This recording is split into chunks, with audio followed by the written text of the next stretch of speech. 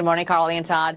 Florida Governor Ron DeSantis says this is one way to ramp up deportations by increasing the detention capacity for people who are in the country illegally. The detention center is set on the Dade Collier Training and Transition Airport. It was repurposed for this migrant facility. Alligator Alcatraz will have 5,000 beds. The state says the site will cost $450 million a year to operate, which will be reimbursed by FEMA. The Trump administration says the benefit of this location is its low-cost security. The facility is in the heart of the Everglades and will be informally known as Alligator Alcatraz. There is only one road leading in, and the only way out is a one-way flight. It is isolated and surrounded by dangerous wildlife and unforgiving terrain. The facility will have up to 5,000 beds to house, process, and deport criminal illegal aliens. Over the weekend, protesters lined up along Highway 41, which runs through the Everglades. Environmental activists have a federal lawsuit saying state and federal agencies did not follow environmental and land use laws. Assistant DHS Secretary Tricia McLaughlin is calling the lawsuit lazy, saying the land has been developed for more than a decade. DHS Secretary Kristi Noem, DeSantis, and Congressman Byron Donalds are expected to join the president on his visit today.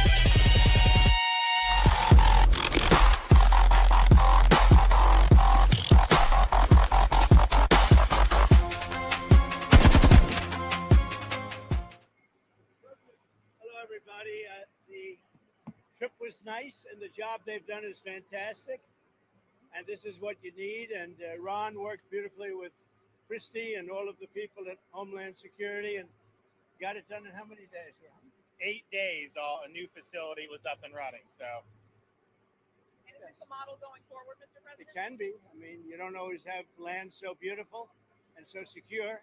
We have a lot of bodyguards and a lot of cops that are in the form of alligators. You don't have to pay them so much. But I wouldn't want to run through the Everglades for long. We'll keep people where they're supposed to be. This is a very important thing. We're setting records at the board. You know, we had no people come through last month. Zero, no people. But we're going to keep it that way. So Ron did great, and I want to thank you. Well, look, we thank you, Mr. President. Thanks for your leadership. The border, you did that quicker than we knew you'd do it, but you did it so quick, which is great. But Biden let in how many millions, and you got to take care of them. And so this is one example of state operating this. The feds are approving it, supporting it. We're also going to have 2,000 more at Camp Blanding, which is our National Guard site. And we're the only state in the country that mandates our state and locals, law enforcement, to cooperate with ICE. And it's made a huge difference. On any given day, Florida constitutes about 20% of all immigration arrests nationwide. So what I would just say is, don't let Florida be the only state. We've got very red states that should be doing this just as much as Florida's doing. That will increase their numbers. And then what happens is you'll have a lot of people that will deport on their own because they don't want to end up in an Alligator Alcatraz or some of those other places. So I think this is a model, but we need other states to step up. I was going to ask you, would this be enticing for other states to come up with their own model? They are doing it. We have Louisiana doing it big. Alabama's doing it. We have a lot of states. They seem to be red states and not too many blue states for whatever reason. You know, but the red states, Republican-run states, are doing it. The blue states don't do very well at security and policing, unfortunately. What would you say, Chris? You know, I would say that exactly right. The governor here has been fantastic in forming this partnership with the Department of Homeland Security. We were looking at different contracts with different vendors and thought, why not go straight to our governors and ask them to help us solve this problem? Florida was unique in what they presented to us, and I would ask every other governor to do the exact same thing. This is unique because we can hold individuals here, they can have their hearings, get due process, and then immediately be flown back home to their home countries. And their home countries are welcoming them. They're setting up loans for houses. They've got food assistance. They're helping to facilitate welcoming them home. I just got home from Panama, Costa Rica, Guatemala, Honduras, and they're all excited about getting their individuals back home from the United States. So And there is a lot of self-deporting. That's There one is. thing I was actually surprised, but a lot of self-deporting. I flew over the Everglades. We did a little circle. I said, let me see. That's a big piece of land. It took us 25 minutes to fly around. Is there potential for enlargement or additional facilities out here? There may be. I mean, I think what we're doing is, because this is an important part of Florida, we're using the existing footprint of this airport. So when you guys go over there, you'll see all the beds, the medical, the galley, everything is on the concrete. We're not using any of the other stuff. Now, as you'll see, there's a lot of concrete, so there very well may be.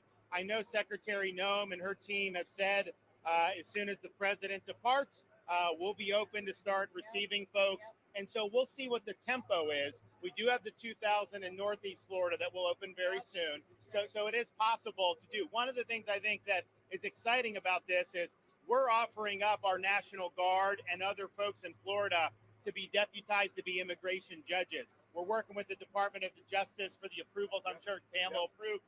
But then I'll have a National Guard judge advocate here. Someone has a notice to appear. Biden would tell them to come back in 3 years and appear. Now you'll be able to appear in like a day or two. So they're not going to be detained, hopefully, for all that long. We'll have people here in this facility that can make, it's a bureaucracy. The president's got to deal with the bureaucracy. Now, that Supreme Court ruling was good because that's going to allow him to be able to exercise Article 2 the way founders intended. But you still have bureaucracy. So we want to cut through that so that we have an efficient operation between Florida and DHS to get the removal of these illegals done. Are you How many initially, Mr. prioritizing President? going after the worst of the worst, or are you now arresting anyone who is here? We're doing the worst of the worst always first. yes. And I think it's great government, what we've done.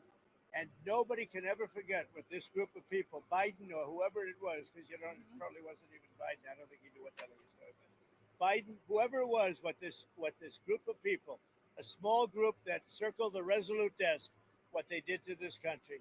Think of it, what your time, all the time you have to waste doing this. It's an unforced error. We had nothing. We had no problem with this. There was never anything like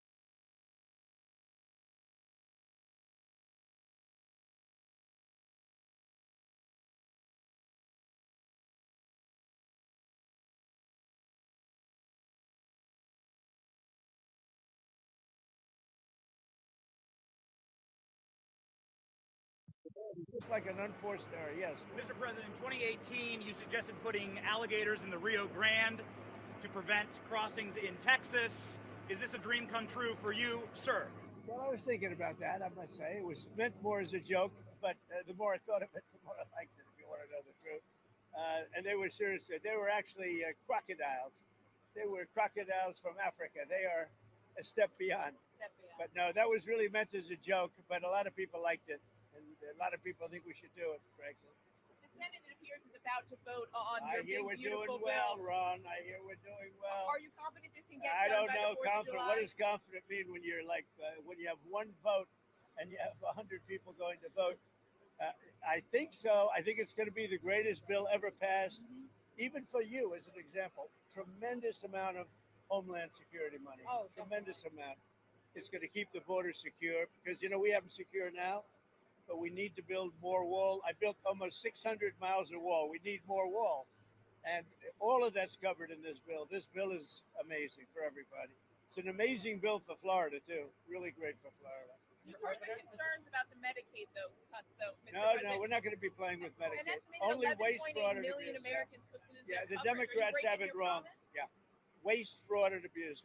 In fact, if you look at what's gone on, we've gone way back. We take care of Medicaid. We take care of Medicare. They will blow Medicare and Medicaid because they have no idea what they're doing. Just like they don't have any idea what they did on the border, they have no idea. Medicaid is in big trouble with the Democrats. So you promise anyone who loses their health care coverage that is because of waste, fraud, and abuse? Waste, fraud, only waste, fraud, and abuse, which is what everybody Mr. wants. President, Russia has about 50,000 troops stationed outside of Sumy in Ukraine. What will you do if Russia authorizes an offensive? We'll see what happens. I'm watching it very closely. Mr. President? About Prime Minister Netanyahu's visit next week, what are you hoping to get out of that? And do you think there'll be any Well, progress? it's going to be a very quick celebration. We had a great hit. It was a obliteration. Okay, now it turns out it was an obliteration. You know, they demeaned CNN mostly and the New York Times, fake New York Times. They demeaned these great soldiers. They went over there 17 hours flying, and they hit bullseye after bullseye after bullseye. It all blew up. Everybody saw it. Then they get back, and CNN said, well, they did okay, but maybe it wasn't. Let me tell you, it was beyond obliteration. They can't. Nobody can even get down there. The tunnels are busted. Everything fell into the well.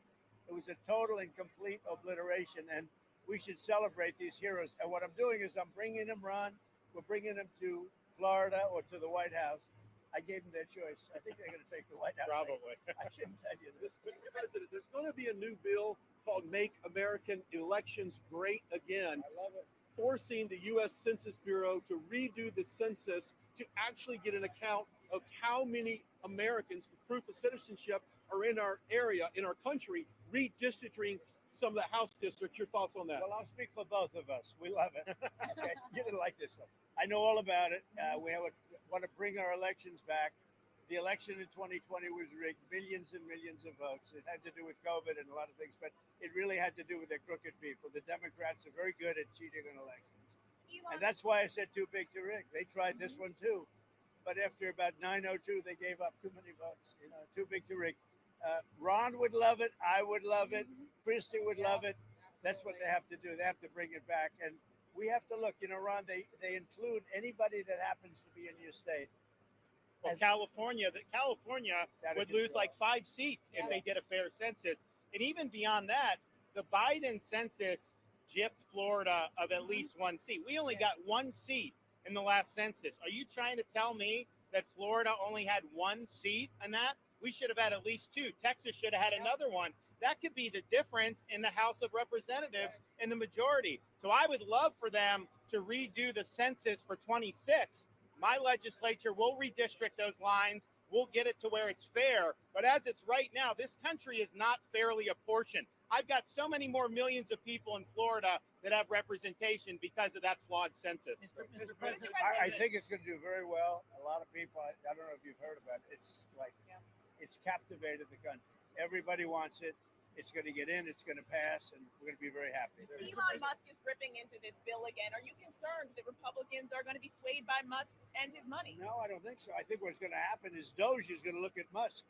And if Doge looks at Musk, we're going to save a fortune. Thank you very much, everybody. I don't think you should be playing that game with me. Mr. President, July 9th tariff guideline. Thank you very much, everybody. Thank you, Mr. President.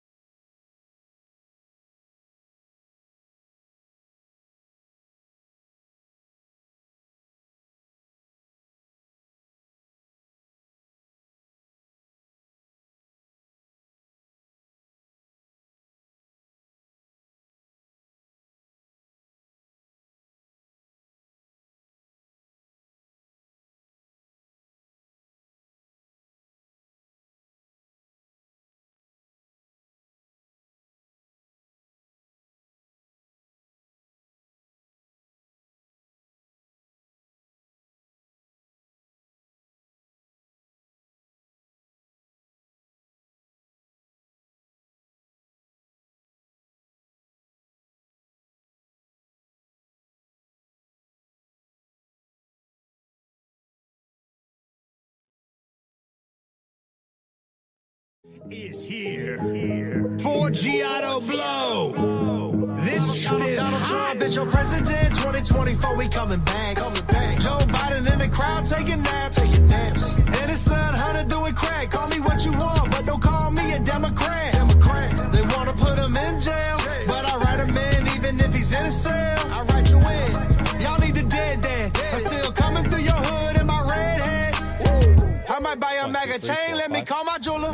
I'm exposing all these rhinos like I'm Lord Loomer. We still don't have the manifesto from the trans shooter. Your girl like AOC, I want a girl like Brad Cooper. Woo! Real MAGA gang, you know how I'm rocking. Trump train still going, no it ain't stopped. We going up, but they want us to fall like Joe Biden. Trump 2024, ain't no other option. Hey, red wave coming, let them know what's on the way. Tell them liberals I ain't giving up my two-way. They pushing genders in these schools, first we gotta pray. Then after that we say, Donald Trump is your president. 2024, we coming back. Joe Biden in the crowd taking naps. And his son Hunter doing crack. Call me what you want, but don't call me a Democrat.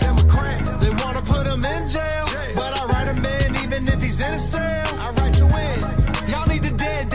I'm still coming through your hood in my red hat. I'm different, but I am not wearing 2 chains. Eminem was cool, but dude changed when he grew fame. America became Gotham, so we need a Bruce Wayne. While at least us sending all our money to Ukraine. I'm feeling myself like Nikki, no heavy. So crazy how she switched for the Bucks, no Brady. Hold on, they say I should get deported, though I'm a citizen. Cause I keep going in like undocumented immigrants. Ramaswamy, this gon' take them by surprise, no kamikaze. They think I'm a Nazi cause I fight like I'm Muhammad Ali. Office mags, they ain't stopping that, so they gotta copy. Trump 24, they know I can't let these copies stop your president. 2024, we coming back. Joe Biden in the crowd taking naps. And his son Hunter doing crack. Call me what you want, but don't call me a Democrat.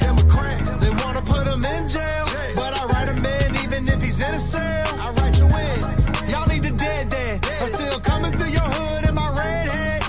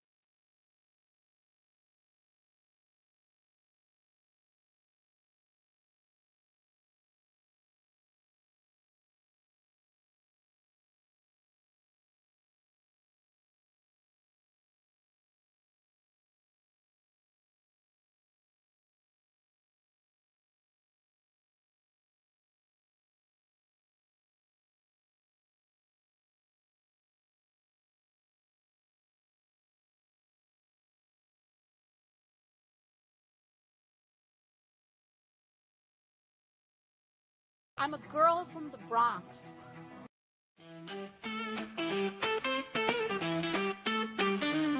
If you come at the king, you better get in line. Stand there shaking, waiting for your turn. Behind the old font, just heed this alert. You better finish what you start. The media clouds on for the attack, but I stand 6 feet above the ground, because you can't keep a good man down. Come on, take your best shot, pump my fist, give me what you got, 'cause you can't keep a good man down. Come on, take me to my grave, I'll rise again and again and say, you can't keep a good man down. No!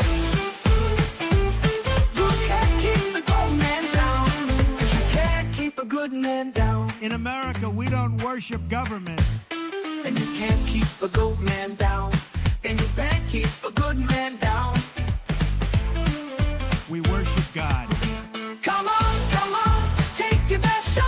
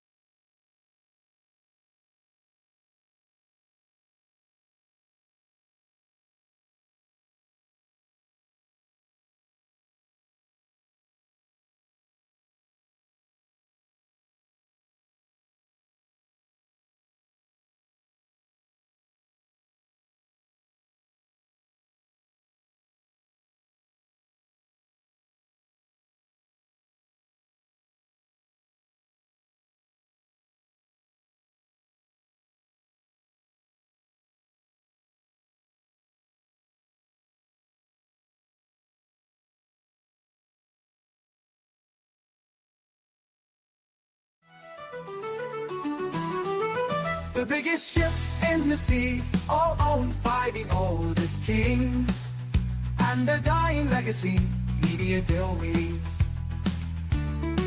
Soon will the penny show come to mind. The salt from lives for fun. Leave the gold and bring the gun. We sail for number one.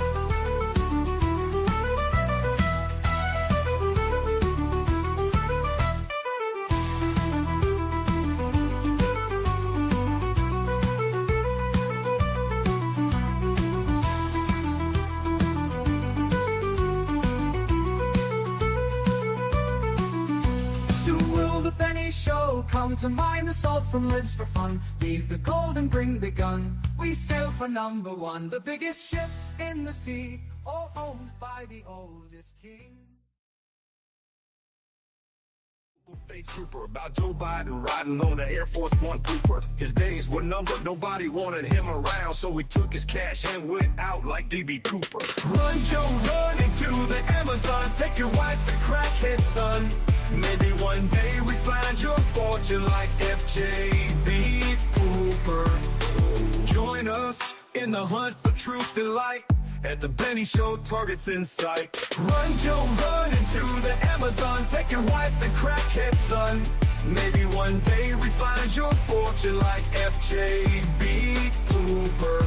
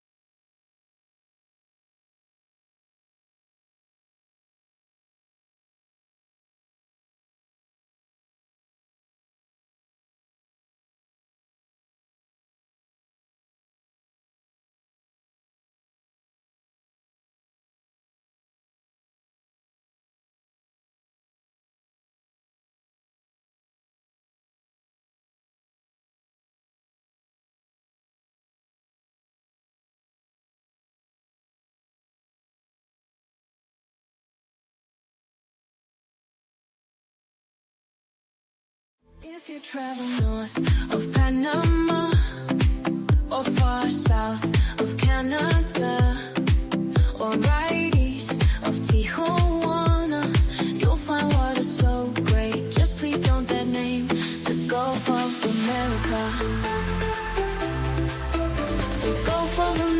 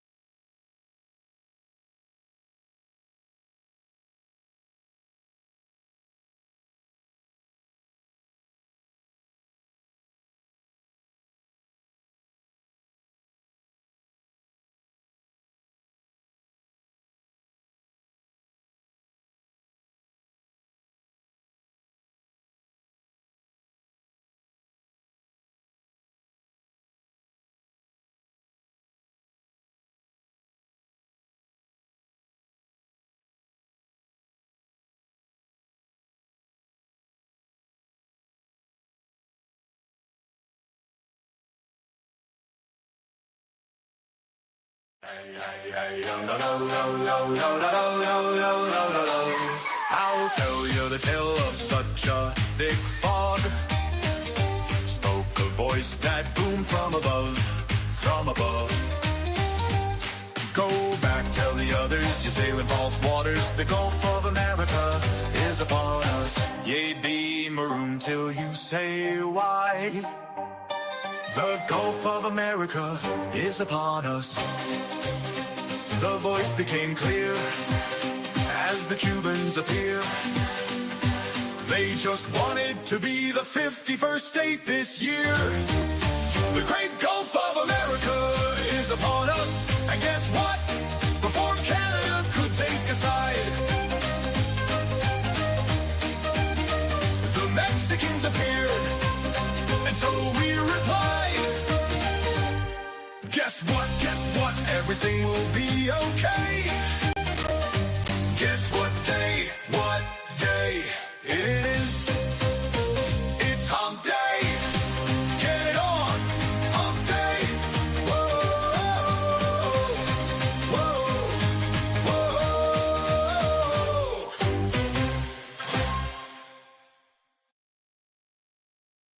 The night, it glows in a moonlit fog.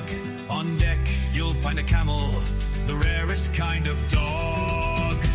It has tusks like a walrus, it has humps like a whale, with fur like a lion, it has teeth like a...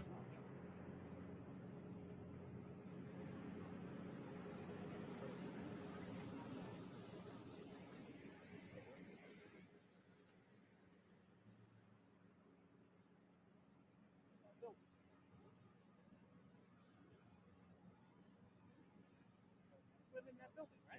Yeah. People walking by it. That's where it's like.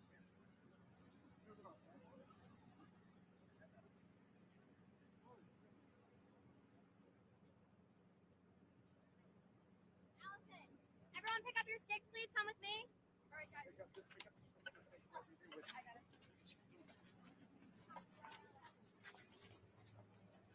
Okay, guys. Keep up. Keep up. We gotta go. Nice. We're moving.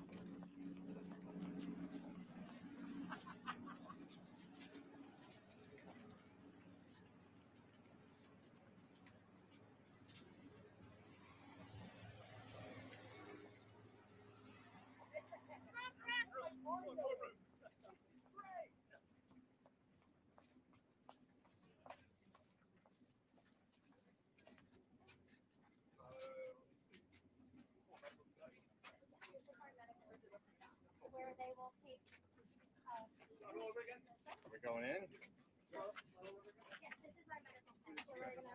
The president has invited the press to join. Okay. This was on the schedule, right? Yes. Yes. Are we able to do? Can I do some audio here on there? Alan, let me. Yes, he has invited.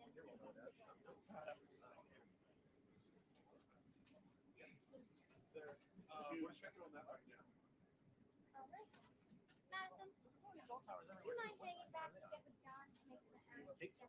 Yes, I get a lot of towers. I was just about to drop them too. Do AT&T, and the president trashed them.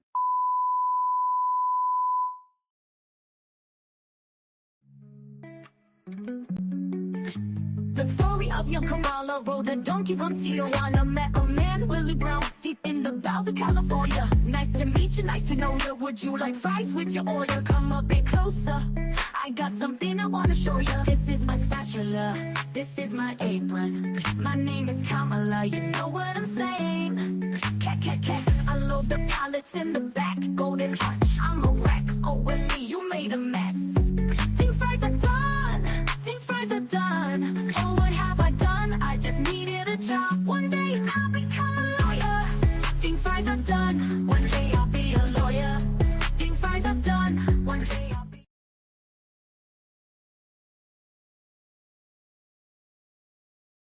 This ship sails through the night. It glows in a moonlit fog. On deck, you'll find a camel, the rarest kind of dog.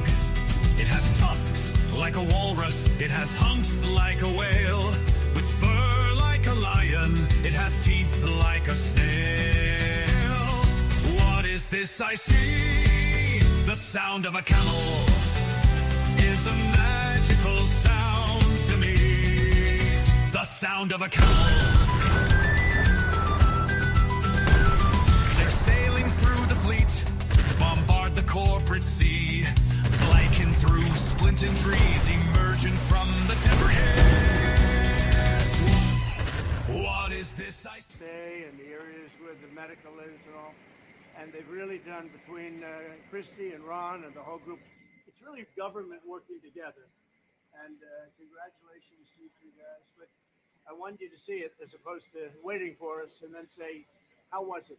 Right? It really is pretty amazing. Did they take the vote yet? How's the vote doing? I would normally be home waiting for the vote. Yes, we would. Or in Congress, but I wanted to come down and see. I hear the vote's going to be good. So you'll let me know. You'll let me know. I will let Have you know. they taken it yet? What's that? They're taking it now. I don't think they're technical yet. Not concluded, but they are. Boy, wouldn't that be an upset, huh? Yeah. Are you confident that this can get through the House? And is there any wiggle room on your July 4th? It's the greatest tax cut in the history of our country. And if it doesn't pass, it's the biggest tax increase in the history of our country. That alone, 68% increase, as opposed to a massive cut. It's the biggest tax cut in the history of our country, and everybody gets it. Mr. President and Madam Secretary, CNN yesterday pushed an app that lets you track where ICE agents are. Tom Homan was saying that perhaps CNN should be prosecuted for that. That's obstruction of law enforcement. Your response? Yeah, we're working with the Department of Justice to see if we can prosecute them for that, because what they're doing is actively encouraging people to avoid law enforcement activities, operations, and we're going to actually go after them and prosecute them with the partnership of PAM if we can, because what they're doing, we believe, is illegal. And they may be prosecuted also for having given false reports on the attack in Iran. They were given totally false reports. It was totally obliterated, and our people have to be celebrated, not come home and say, what do you mean we didn't hit the target? We hit the target first. You know, the pilots came home and they said, we hit the target first. So they may be very well prosecuted for that. What they did there, we think, is totally illegal. Okay, let's go. Follow us. You got it. You all right? I'm very lucky. Marjorie Taylor Greene. Oh, really? You Works for who? He works for Real America's Voice. Oh, okay, good. You think it's easy being with Marjorie? You think I can take some heat? She was working out pretty hard this weekend. She was. Yeah, she was.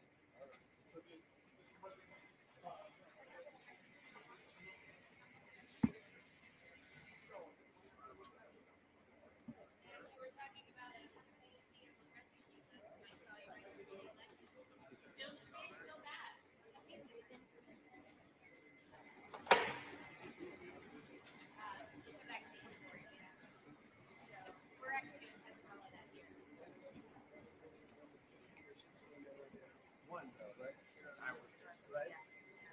I was a little worried when they get my 1-year-old shot, but I didn't know any better. You know, that particular thing with the kids, it's out of control. Yeah. It's now 1 in 32 versus 1 in 20,000 20 years ago. Yeah. Autism. So it was think of it, 1 in 20,000 20 years ago. Now it's, I heard 1 in 16 in California. Yeah. 1 in 16. But that's because they No, can you imagine? So there's something. I think Bobby's going to figure it out. So nice to see you. Thank you for visiting Yeah, us down thanks for here. visiting. This is our team, our pharmacist and our nurse practitioner, our chief operating officer. How are you? They actually did all the work. Nice to meet you. Nice to meet you too. Thank you guys for doing this. Thank you for your partnership. You had how many days to do it?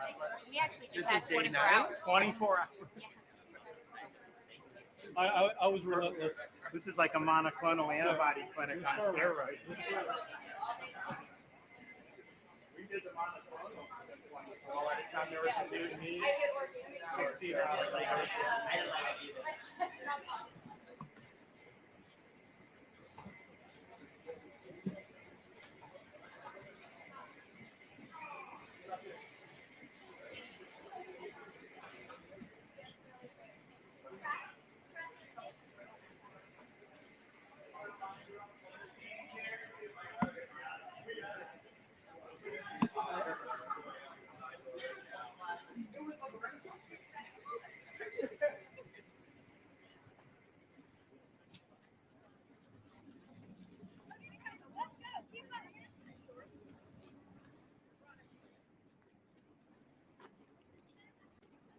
We can do it. Yeah, we can. She said quit it.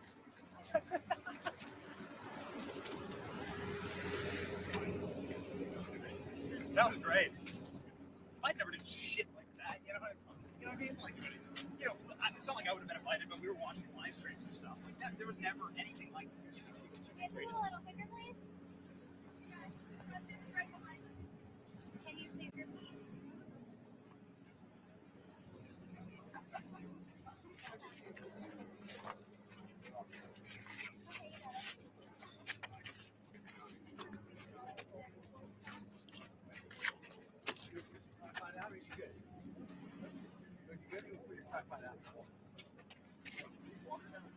walking. Here he comes, Brian. Huh? You left.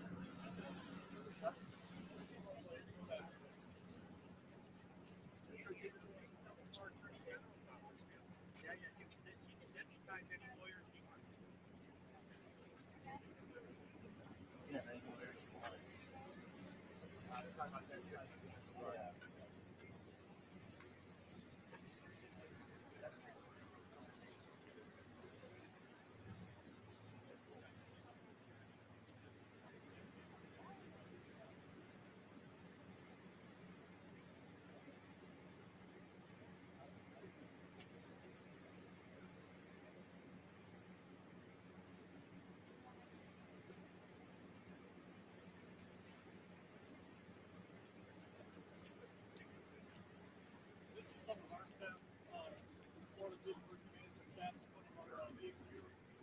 Some of our folks are going to be working.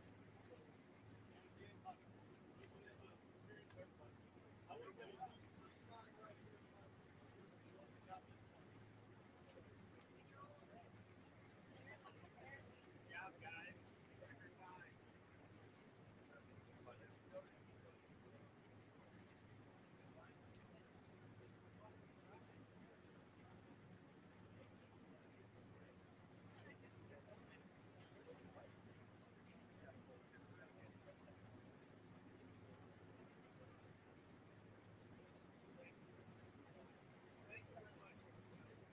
Okay. Hi, everyone. We're going to move to our next stop right this way. Thank you, Press. Okay, Press, let's keep going. Come on, guys. Please run. Run, Press.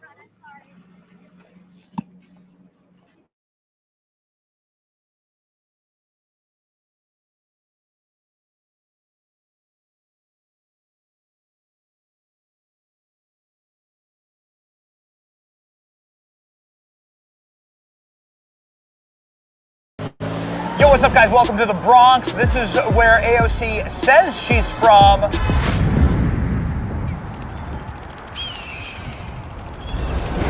And this is where AOC is actually from. Welcome to Yorktown, the business hamlet of Yorktown Heights. There's mansions everywhere. It's beautiful, it's green, it's pristine, it's clean. And they even have a Christopher Columbus Society. I thought AOC got all those statues ripped down. Some structural racism right here in AOC's hometown. Today we're going to investigate the biggest lie in all of politics, the fraud of AOC.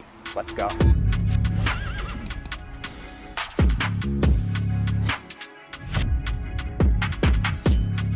This is the Bronx. The Bronx is a gritty, working-class, hardscrabble, historic borough of New York City. AOC is a communist who represents the Bronx in Congress. She's not just a rising star in the Democrat Party, she is the Democrat Party. Clearly preparing for a 2028 run, AOC is breaking fundraising records and filling stadiums to hype her Bronx girl persona. I'm a girl from the Bronx. AOC won her seat in Congress in 2018 by attacking her establishment Democrat opponent as not being sufficiently from the Bronx. That a Democrat who takes corporate money, doesn't live here, doesn't send his kids to our schools, doesn't drink our water, cannot possibly represent us.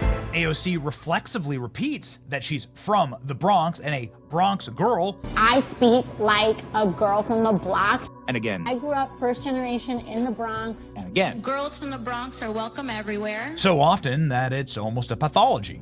In fact, AOC just pulled the Bronx girl card again this week.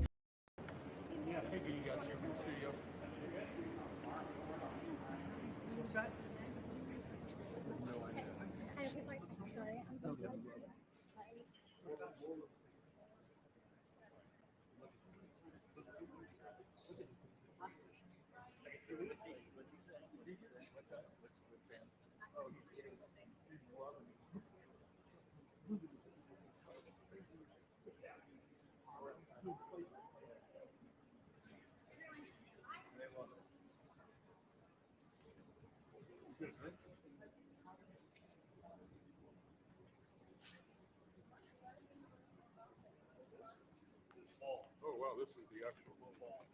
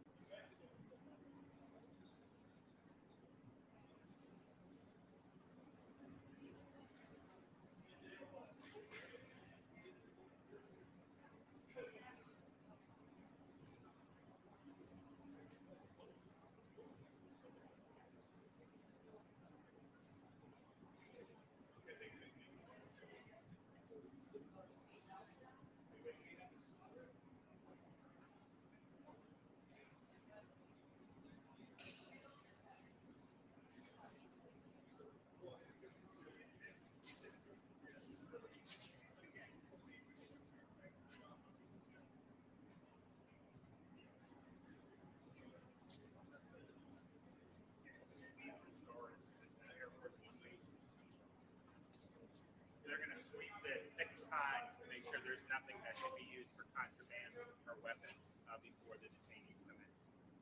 See what I mean? It's an amazing job. They've all done a great job. Proud of them. Mr. President, Mr. Governor, what's your message to Governor Gavin Newsom inside of this facility? Well, the first thing you should do is come here and learn something, because they don't do this. They don't know. They wouldn't know where to begin, and if they did, it would cost them 100 times more.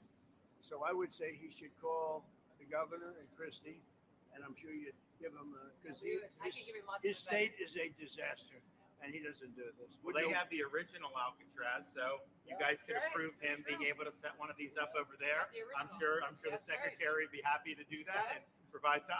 My sense is he's probably not going to bite on that, but I don't know that they'd be able to come in at cost because they tried to do this high-speed rail. They spent like $150 billion. No tracks. We've got a privately funded rail in Florida from Miami to Orlando. It costs the taxpayers $0, and it's very successful. So it's just a much different approach between states. We're not going to let him get anywhere near Alcatraz. It'll cost 100 times more than they thought. Now he ought to come here and study this because he could learn a lot. Yes. First person checking into the room, sir.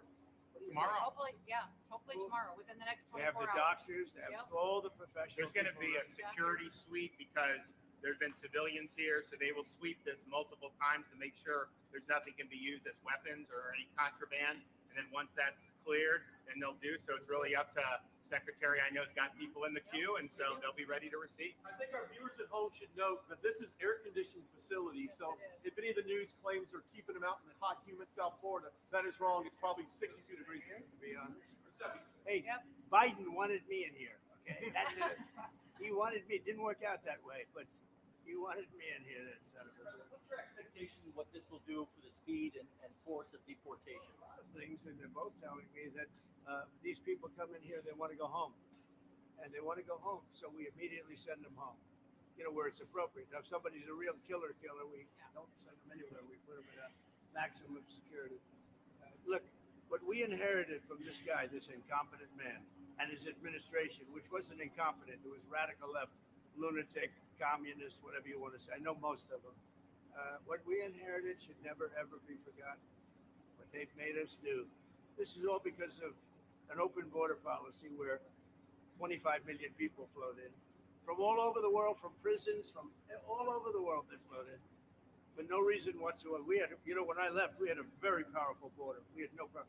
He opened it up. Day one, he just opened the border, and people couldn't believe it. That's right. They were standing there. They said, what are they doing?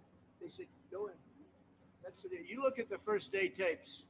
They opened it up and they said, go, and that's where all of this began. But this is an amazing thing that they've done here. But listen, people don't have to come here. If they self-deport and go home, they can come back legally. We will let them come back legally. And there is a lot of self-deportation. Yes. But if you wait and we bring you to this facility, you don't ever get to come back to America. You don't get the chance to come back and be an American again and work here. So they weren't with us when the President and Secretary Kevin and I, we went through the intake. So right when you do the intake, they have the information about voluntary departure.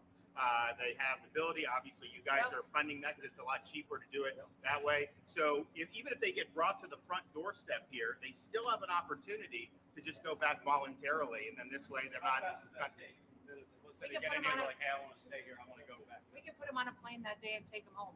We'll buy their plane ticket, go home, and then they get the chance to come back legally. If they wait and say we're not going to do that, they can come back legally after a period. Yeah. You talked recently about the idea of finding some way to get farm workforce and service sector workforce. And I think you've discussed somehow a program of people leaving on a sponsorship and coming right back.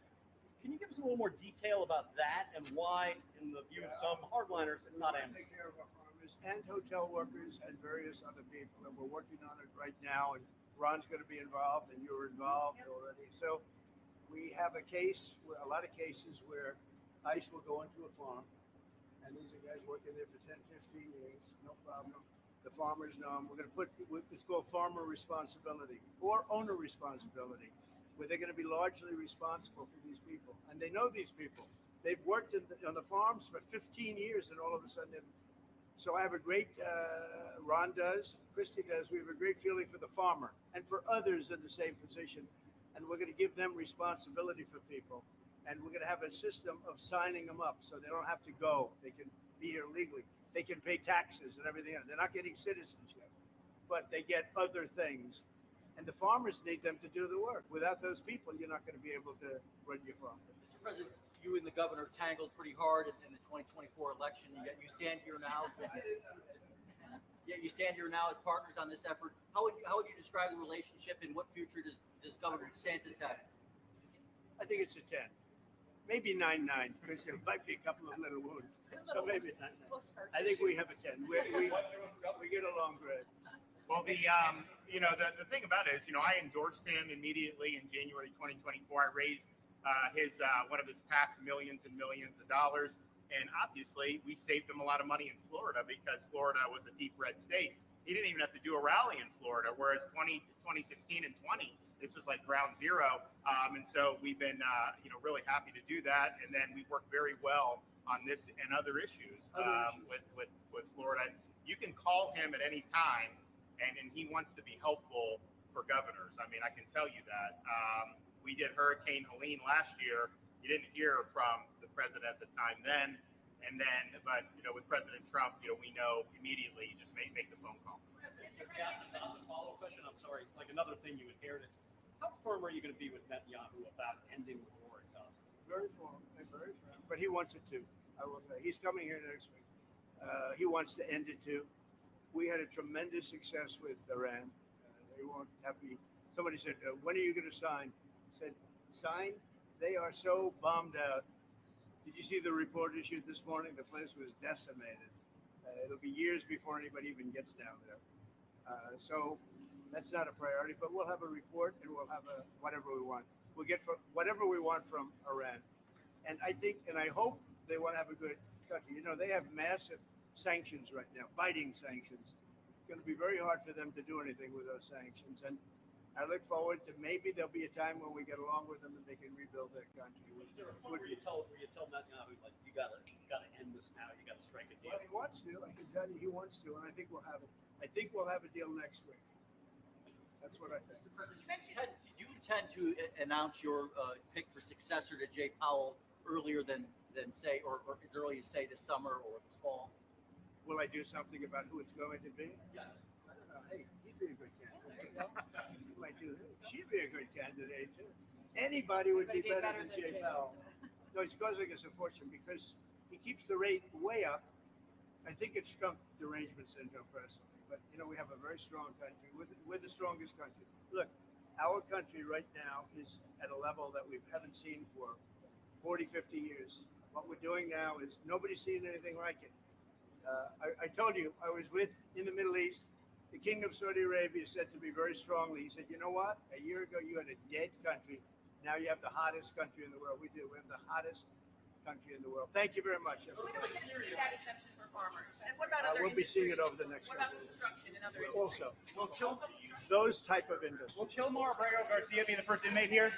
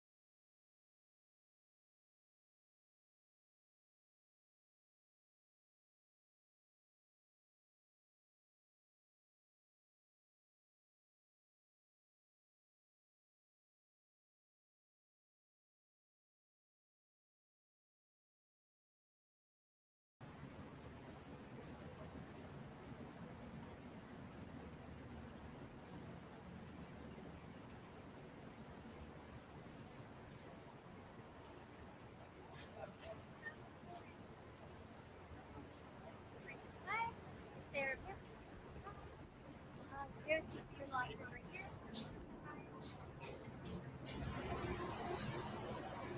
Right over here, and then we'll put you on the buffer.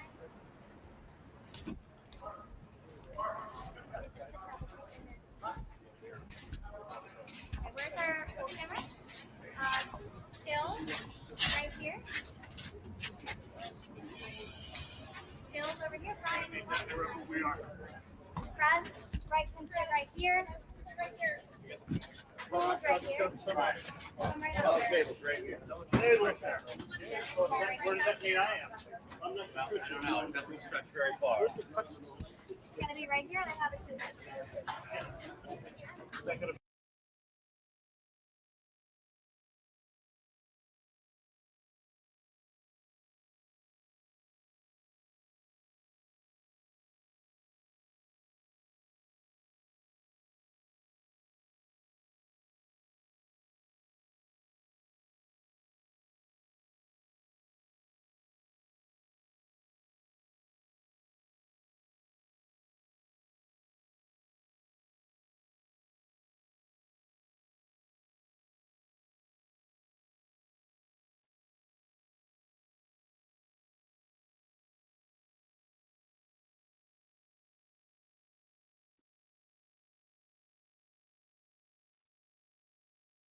Good job. Even the microphone works well. That's good. Wow. Well, I'd like to just thank everybody for the incredible job they've done. I love the state. As you know, Ron and I have had a really great relationship for a long time. We had a little off period for a couple of days, but it didn't last long. It didn't last long, and a lot of respect for each other. And it's a great honor to be deep in Florida, the Florida Everglades, to open America's newest migrant detention center. It's incredibly built, and you're seeing that yourself. That's why I said, let the press join us on our walk so they can see what's happening. It's known as Alligator Alcatraz, which is very appropriate because I looked outside and that's not a place I want to go hiking anytime soon. But very soon, this facility will house some of the most menacing migrants, some of the most vicious people on the planet. We're surrounded by miles of treacherous swampland, and the only way out is really deportation. And a lot of these people are self-deporting back to their country where they came from. Quite a few. We're amazed at actually the number. We took the FEMA money that Joe Biden allocated to pay for the free luxury hotel rooms, where he's paying hundreds of millions of dollars in New York City, and we used it to build this project. And Narana was just a little fraction of that money. The money they spent on that project, I happen to know the real estate developer. He's a very he never really made that much, but he became very wealthy. With luxury, he didn't do well. With people that are not exactly luxury, he's made a fortune. I want to thank Florida Governor Ron DeSantis and Secretary of Homeland Security Kristi Noem, and Florida Attorney General James Uthmeier. Where is James? Where is he? You do a very good job. I hear good things. I hear good things about you from Ron too. No, you really do. He's even a good-looking guy. That guy's got a future, huh? Good job, James. I hear you did really, really fantastic. Worked hard. You're like in the construction business for a few days, right? Huh? Congratulations for all the hard work and to make this facility possible. It's amazing. Thanks as well to Florida Agricultural Commissioner Wilton Simpson. Where is Wilton? Where are you? Hi, Wilton. Been a long time. Thank you. Congressman Byron Donalds. Where's Byron? Hi, Byron. How are you? Good. Florida Speaker of the House, Daniel Perez. Daniel? Daniel, thank you, Daniel. Why, you didn't want to sit up here with us, Daniel? Executive Director of the Florida Division of Emergency Management, Kevin Guthrie. Hi, Kevin. Good job. Acting Director of ICE, Todd Lyons. Todd, great job. And Senator Joe Gruters. He is a great guy. Where is Joe? We love Joe. Thank you very much. Thank you. Thank you, Joe. Joe is great. With the help of those incredible Border Patrol agents, we now have the lowest level of daily border crossings ever recorded. As you know, last month, the month of May, just got released 2 days ago, the number of illegal aliens into the United States was zero. Even I find that hard to believe. That somebody must have gotten in, I think. I don't know, but they say zero. And the people that count them are radical left Democrats. So when a radical left Democrat tells me it's zero, I believe him. But there's still much work to do. In the 4 years before I took office, Joe Biden allowed 21 million people, that's a minimum, I think it was much higher than that, illegal aliens to invade our country. He invaded our country just like a military would invade. It's tougher because they don't wear uniforms. You don't know who they are. More than the populations of New York City, Los Angeles, Chicago, Houston, Phoenix, and Philadelphia combined. That's what came into our country from prisons, from mental institutions, from street gangs, drug dealers. It's disgusting. This enormous country-destroying invasion has swamped communities nationwide with massive crime, crippling costs, and burdens far beyond what any nation could withstand. No nation could withstand what we did. And we're in the process of doing it, but we have some great people doing it now, and you see them up here with me. But it's, I'd call it like an unforced era. It's sort of like men and women sports. It's sort of like transgender for everybody. How could they have done this to our country? And we're never going to forget it. Last year, 15% of all the hotel rooms in New York City were used to house illegal aliens at costs that they never got for luxury. They never got this much for luxury people coming in from the wealthiest places on earth. They made more money with the illegal immigrants, with many rooms costing more than $300 a night, 6 times the rent of a typical American family. In Denver, Colorado, the city was forced to cut $10 million from its police and fire department budget as part of a $90 million plan to house illegal aliens. And it's a population that's growing and growing and destroying Denver and growing. And again, it's destroying Denver. And it's destroying many other cities too.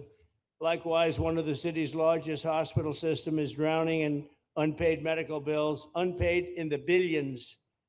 after their emergency rooms were flooded with tens of thousands of illegals, leading to the closure of critical services. And these are really critical services. They can't even keep them open for American patients. The American patients were treated worse than any illegal immigrant. In Los Angeles, 1 in every 4 students in the public school system is from a household headed by an illegal, and most of them don't speak English. So they're in a school system and they don't have interpreters. They don't have anything. They don't speak English. What a mess. What a mess. Unforced error. All these people allowed to come in. The United States is now spending $78 billion a year on translation.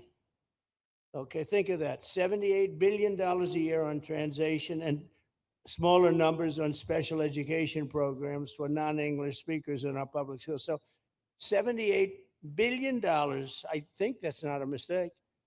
I would say $1 million maybe, hundreds of thousands of dollars, $78 billion, Joe, on translators and non-English speaking work.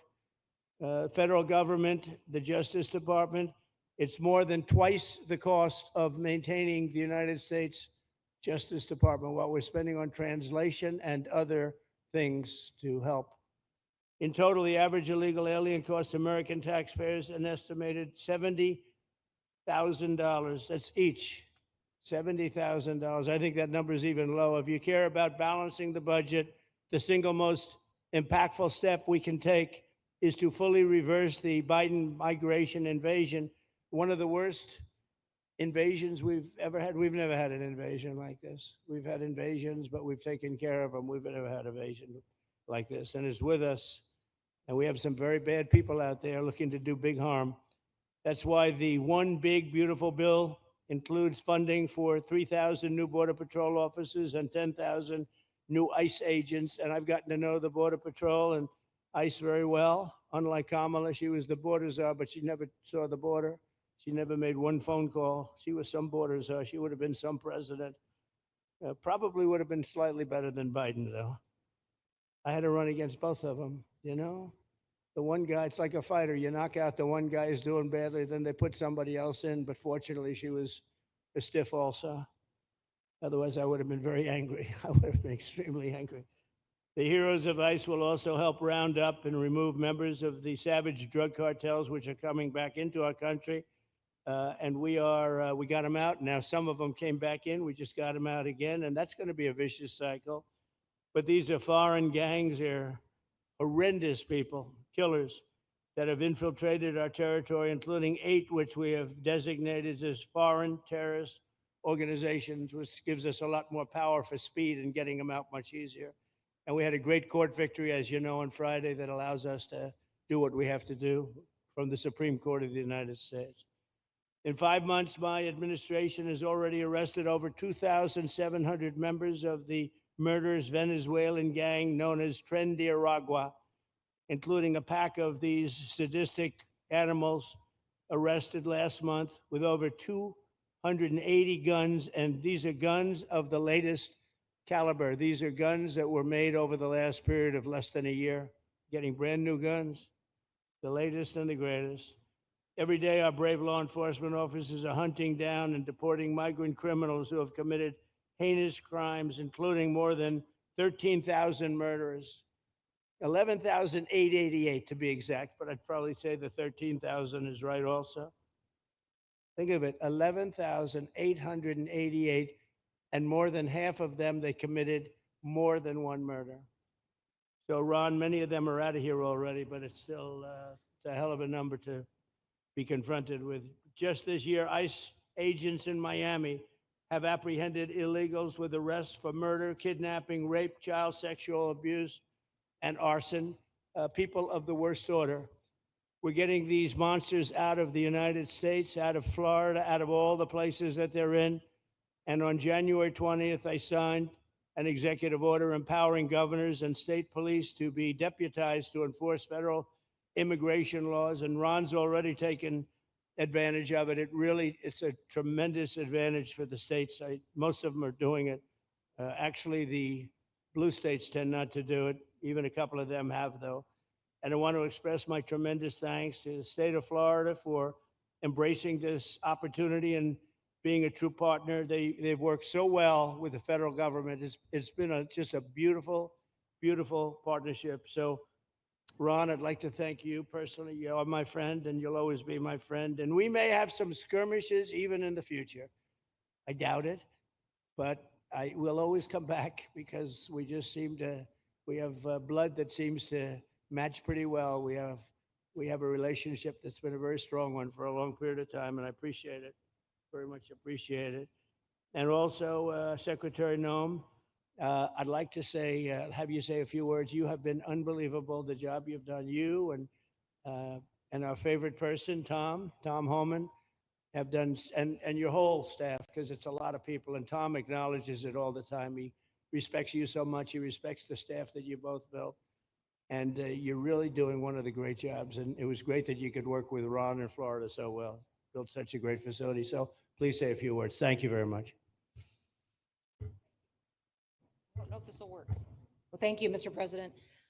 First of all, I want to thank you for putting the safety and the security of the American people first, and the way that you never lose focus on making sure that America stays our priority and that the families that live here get the chance to grow up and to raise their children in communities that are safe and that give them an opportunity to pursue the American dream. This facility here is a fantastic representation of what can happen when all of government works together and when it's accountable to the taxpayers and to the citizens that live here. The president signed an executive order that allowed us to build partnerships with states and with local law enforcement officers, which is exactly how things should function in this country. More power, more authority given to people locally so that they can take control of their own destiny. And so we have already been working under the 287G program to deputize law enforcement officers, whether they be state highway patrol, local sheriff's departments in all of our states, and allow them to go out with our ICE officers, our border patrol officers, and make sure that we're getting the worst of the worst off of the streets. We also recognize that as we've been doing that and returning people back to their home countries, that we need detention facilities. We need beds to put them in place so that they can have their due process before they return home. And this facility is exactly what I want every single governor in this country to consider doing with us. What happened to start this conversation was that a young man named Jimmy Percival in my office, my general counsel, who came from Florida and used to work here, called up the Attorney General and the governor and said, hey, what do you think about partnering with us on a detention facility that we could put in place that would allow us to bring individuals there? There's an airstrip close by. You guys volunteered the assets that you have and the connections that you have and worked with Kevin extensively so that we could come here, have their due process given, and return them home to their countries.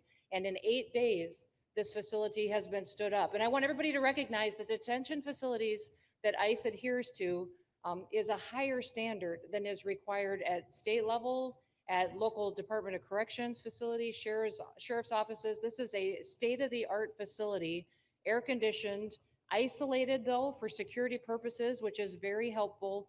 And I appreciate so many people being willing to work together to make a project like this happen. Right here on this location, we'll have about 3,000 beds. Other location will have another 2,000 beds that will allow us to bring individuals across the country that we are bringing in and incarcerating for violating our laws and immediately get them out of the country as soon as we possibly can. It's exactly what we need to be perpetuating in other states. And what I would say is, I want all of you to notice these flyers that we've got, is that everybody who sees these flyers or anybody who sees these news clips should know you can still go home on your own. You can self-deport. If you go on the CBP Home app and go home now, you will get the chance to come back to the United States legally. You will get the chance to come back and do it the right way. If you don't, you may end up here. And you may end up here and being processed, deported out of this country, and never get the chance to come back. That is the consequences of breaking the law in the United States of America. Listen, our job is to uphold the law. This is a country of laws. We have a border now, and because we have a president that cares and recognizes that we need to be a nation of borders and a nation that upholds the law. If you break the law, there's consequences. We will deport you and you will never get to be a United States citizen. You'll never even get to come back here and work and to pursue the American dream. But if you decide you want to go home now, go home. And we'll help facilitate it. We'll buy your plane ticket. We'll get you there. In fact, I just got back from Panama, Costa Rica, Guatemala, Honduras. those countries are excited to get their citizens home. They're setting up programs to loan them money to buy houses when they get there, help them with food assistance, get their children educated, scholarships. They want their citizens that are living here in the United States illegally to come home and to be a part of their economy and help their countries grow.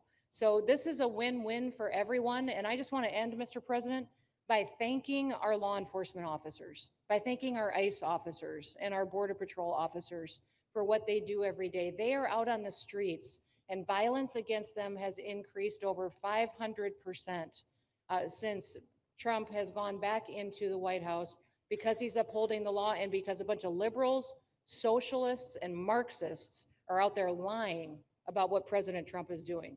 President Trump is upholding freedom by what he is doing. The freedom to live safely in this country and to do things legally and to have justice.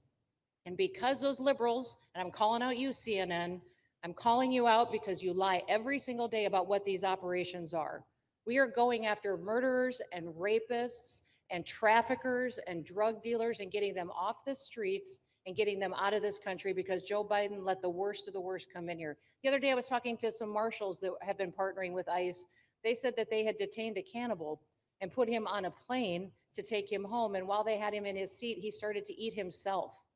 And they had to get him off and get him medical attention. These are the kind of deranged individuals that are on our streets in America that we're trying to target and get out of our country because they are so deranged they don't belong here. And they shouldn't be walking the streets with our children. And they shouldn't be living in the communities with our families who just want to grow up, go to job, raise their children to grow up and get a job and to live the American dream. So thank you to all of our law enforcement officers, those in our military that have been helping, our National Guard. Thank you to Governor DeSantis for stepping up and being an example to other governors. I hope my phone rings off the hook from governors calling and saying, how can we do what Florida just did? How can we do exactly what they did? Because we need this big, beautiful bill. We absolutely have to have this big, beautiful bill that has the funding so that we can continue this operation and we can get those bad criminals off of our streets and have the officers to do it so that when they go out on an operation, somebody's got their back. Somebody's got their back, they can do it safely, and they can go home to their families at night too. So this bill needs to pass through Congress so we have the resources at the Department of Homeland Security to make sure that our homeland truly is secure. And Mr. President, thank you for Stephen Miller. I just want to thank you for him. This guy calls me night and day and tells me all of his wise advice and wisdom, but he's a rock star because he loves this country and he's passionate about making sure that nobody is prioritized over an American citizen. We love everybody. We do. We love everybody. Not everybody. Well, a lot of people. but not we shouldn't be putting people illegally above citizens. We should be making sure that we do things right. And that's what America has always stood for. And we're an example to the rest of the world because we do it right. So, Mr. President, you surround yourself with great people. And I think that's because everybody wants to work for the greatest president that the United States has ever had. And that's President Donald J. Trump. So thank you, very sir. much, Christy. That's Thank so you for nice. your. Thank you. Thank you very much. And I have to say that, you know, when Christie's name was put before me by Tom Homan, by the way, because I wanted him for the border, and somehow I thought that was going to be good in that sort. But he didn't want the upper job, and I said, "Who do you recommend?" Christy Noem. I said, "Oh, are you kidding? She's great, but she's such a fine, elegant person." He said, "Sir, she's tough as hell." I said, "Are you sure? You are tough as hell, I tell you, and you do it in a very nice way. But you are. If you ever saw her ride a horse, she rides a horse like she should be in the rodeo. She's like an unbelievable horse person, and you've done a fantastic job. And Steve Miller would even agree to that. And he likes nobody, by the way. I don't think he likes anybody. And another one we like is Ron. And Ron, would you say a few words, please? Sure. Well, thank you, Mr. President. Welcome back to Florida. And I think this is the first time you've been back since the events of a couple weeks. So just let me say, as somebody that was serving on active duty in Iraq back in the day, we witnessed the number of our troops that were killed or wounded by the Iranians. We know that they're a militant Islamic regime that was hell-bent on getting nuclear weapons, and under Joe Biden, they were about to get nuclear weapons. And because of your strong actions, those dreams and those ambitions have been reduced to rubble. And I thank you. I know a lot of veterans thank you, and people in Florida really thank you for stepping up and really making a strong, tough, but strong decision. I think we're much safer as a result of that. Now, on the immigration, I think President Trump's election represented the chance for us to finally solve this illegal immigration and border problem once and for all. I knew he was going to do the border, although he did it very quickly and very thoroughly. I think that no one can say that that's been anything but a spectacular success. But then we have the issue of Biden let in how many millions of people? And you had millions that had been in over decades previous to that. You can't have a country if you don't have respect for the rule of law. You can't have a country if foreigners get to decide who comes in. No, we, the American people, make that decision, who's allowed or not allowed to come into our country. We've seen Europe be overrun by open borders, so we're not going to let that happen here. So when President got elected, I knew that the states had an important role to play in facilitating this really, really historic mission. We're the only state in America, Florida, that requires full cooperation with ICE from all state and local law enforcement entities. And what is the net result of that? We have these agreements for these 287G task force with sheriff's departments, police departments, state agencies, and it's really instrumental in rounding up a lot of really bad people who shouldn't be here. If you look at the number of those full-blown 287G agreements that have been executed around the country, the state of Florida accounts for 60% of those. If you look at the number of immigration arrests of illegal aliens on any given day, the arrests happening in Florida constitute between 15 and 20%. Nationwide. So we're all in on this because we understand how important it is to our citizens. It crowds schools, it crowds medical, it crowds housing. Yes, you have illegal alien crime as well, and people want the problem solved. And the only way we're going to solve it is if states like Florida step up and help the president, help Secretary Noem get the job done. Now, this facility here was really in response to us working with DHS and ICE from the time the president got sworn in. And the number one thing they kept coming back to was, you know, Biden decimated the agency. I mean, let's just be clear. You could have illegals in Florida. Biden would just release them. Even when they had notices or they had orders to be removed, Biden wouldn't send them back. So their interior enforcement collapsed under Biden. So they're building it back up. But they're like, we need detention space in order to be able to bring about more deportations. And so what we have here can hold 3,000 now. We have 2,000 facility up at Camp Blanding that we're going to be open, which is our National Guard site. But think about what you have here. They come here, say they already or been ordered to be deported. You drive them 2,000 feet to the runway, and then they're gone. It's a one-stop shop. And this airport that's been here for a long time is the perfectly secure location. It's going to make a big difference. And let me just thank everyone who was involved. We got the call from DHS a little bit more than a week ago. And here we are 8 days later with this facility open. And as soon as Air Force One departs, it'll be swept and it'll be open for business to be able to do. But our goal here is to process them and be able to effectuate their return to their home country. This is the opposite of what they were doing in New York by just putting them up in a hotel and then just letting them stay there indefinitely. No, we want to be able to send back. And when you walk into the processing, the president and I, Secretary Noem, Kevin Guthrie, walk through that initial intake. The first thing you see is information on how to go home on your own. Why would you want to come through Alligator, Alcatraz if you can just go home on your own? I think a lot of people are going to make that decision. So you're going to have a lot of deportations that are going to be done by the administration, but I think you're going to have a lot of voluntary as well. So this is a force multiplier for the president's efforts. I would just say and echo what Secretary Noem says. There is no reason why other states can't be doing it. And I know Louisiana, Texas, a couple of them, but we've got if only the red states did this, they would be able to expand their capacity by tens of thousands, maybe 50, 100,000 on a given day. That's how you really start to make a difference. And so we're proud to be able to partner with the Trump administration on that. Mr. President, thanks for coming down. I think you highlighting this is going to move the needle in a big way throughout the country. And I think it's going to help all of us achieve the really big results that I think our voters want to see. Thank you. Great job. Thanks.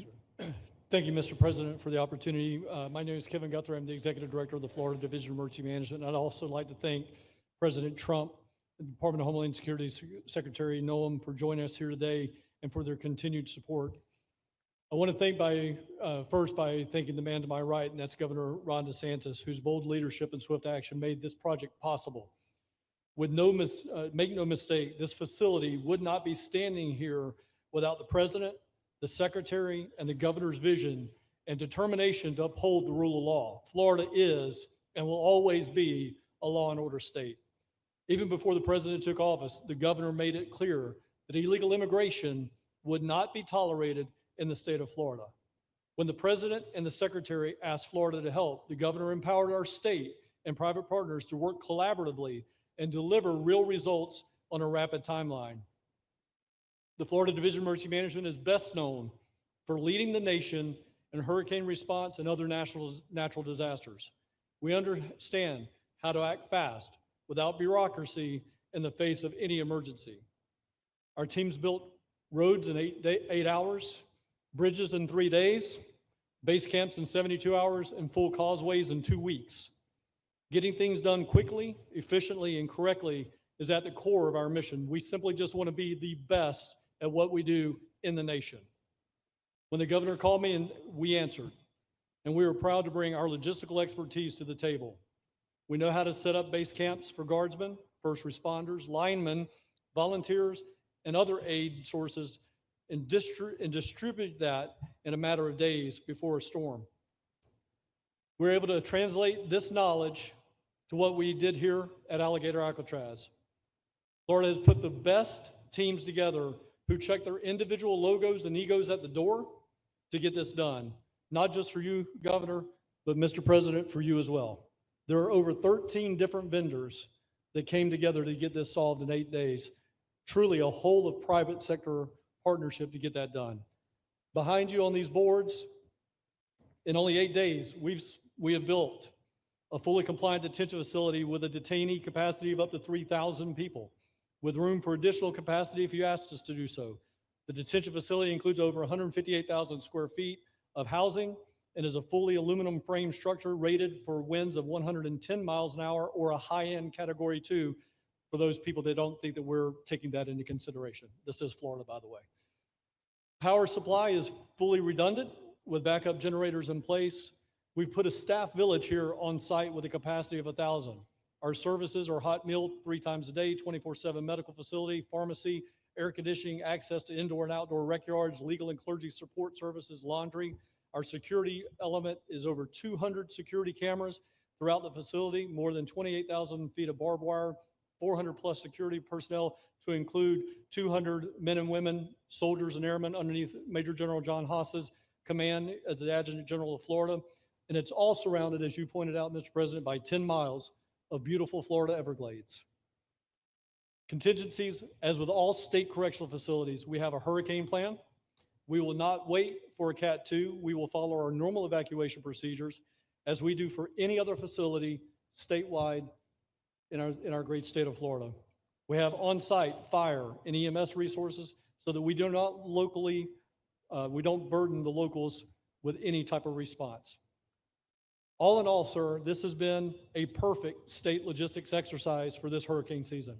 Everything we did here in the last 8 days, God forbid, if we have a hurricane, we're going to do it again. This was a dress rehearsal for us, and we are ready, willing, and able to support you, sir, the governor, secretary, and everything that you need us to do. Just a week ago, it was a taxiway and a runway, and now is a fully functioning facility.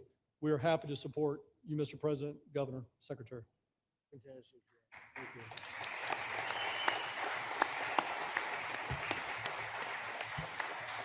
Byron, please.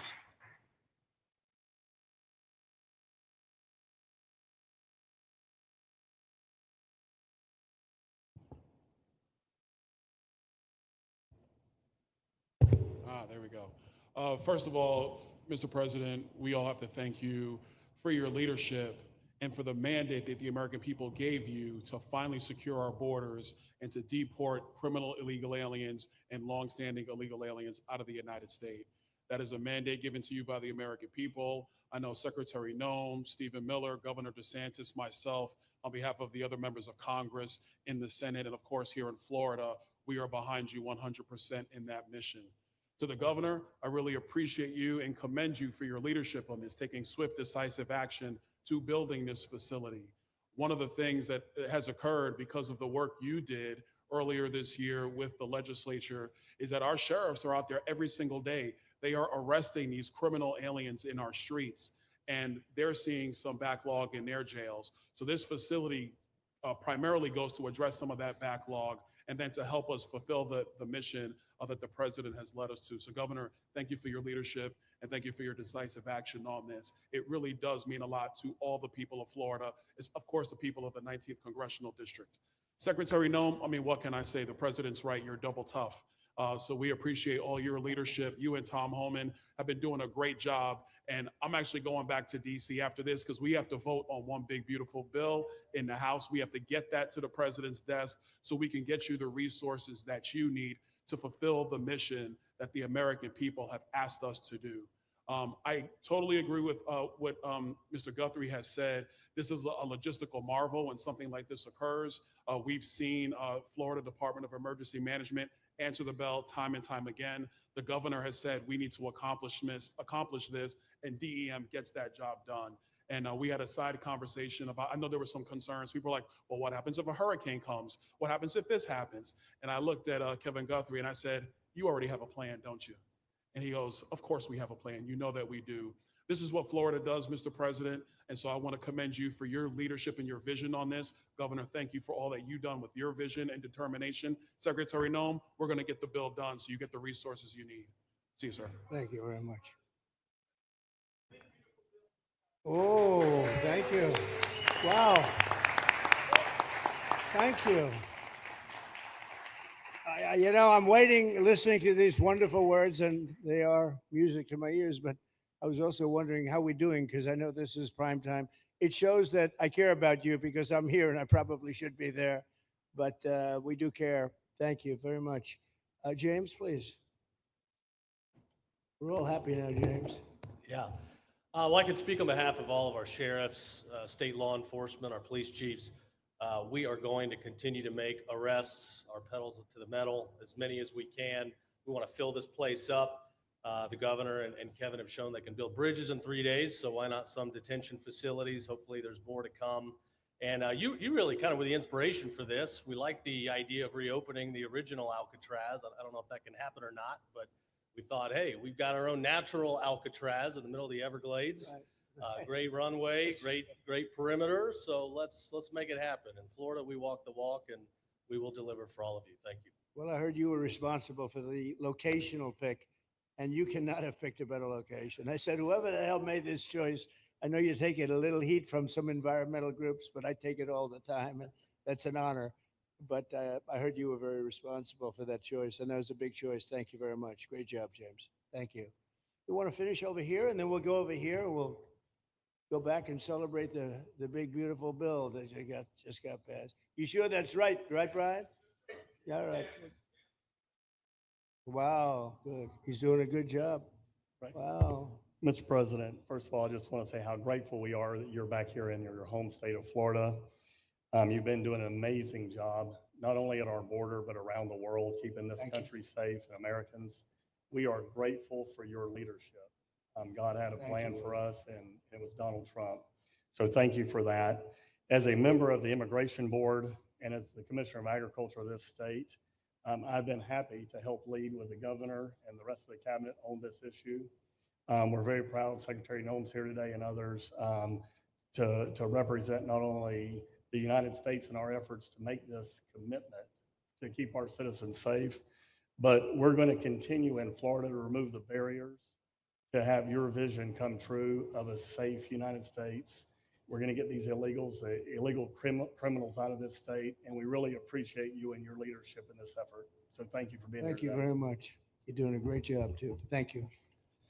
Thank you, Mr. President. Joe Gruters, State Senator. I'm a member of your Homeland Security Advisory Council, your Vice Chairman. Thank you for that appointment. And thank you for coming back to Florida and everything that you do. Every single day you are delivering on the promises that you promised to us at all of the events you've done throughout the years, but specifically this last campaign. You deserve all the credit for everything, and you are surrounding yourself with incredible people like Secretary Noem, Stephen Miller. And just like your big, beautiful bill here in Florida, there was a lot of commotion about our immigration bill.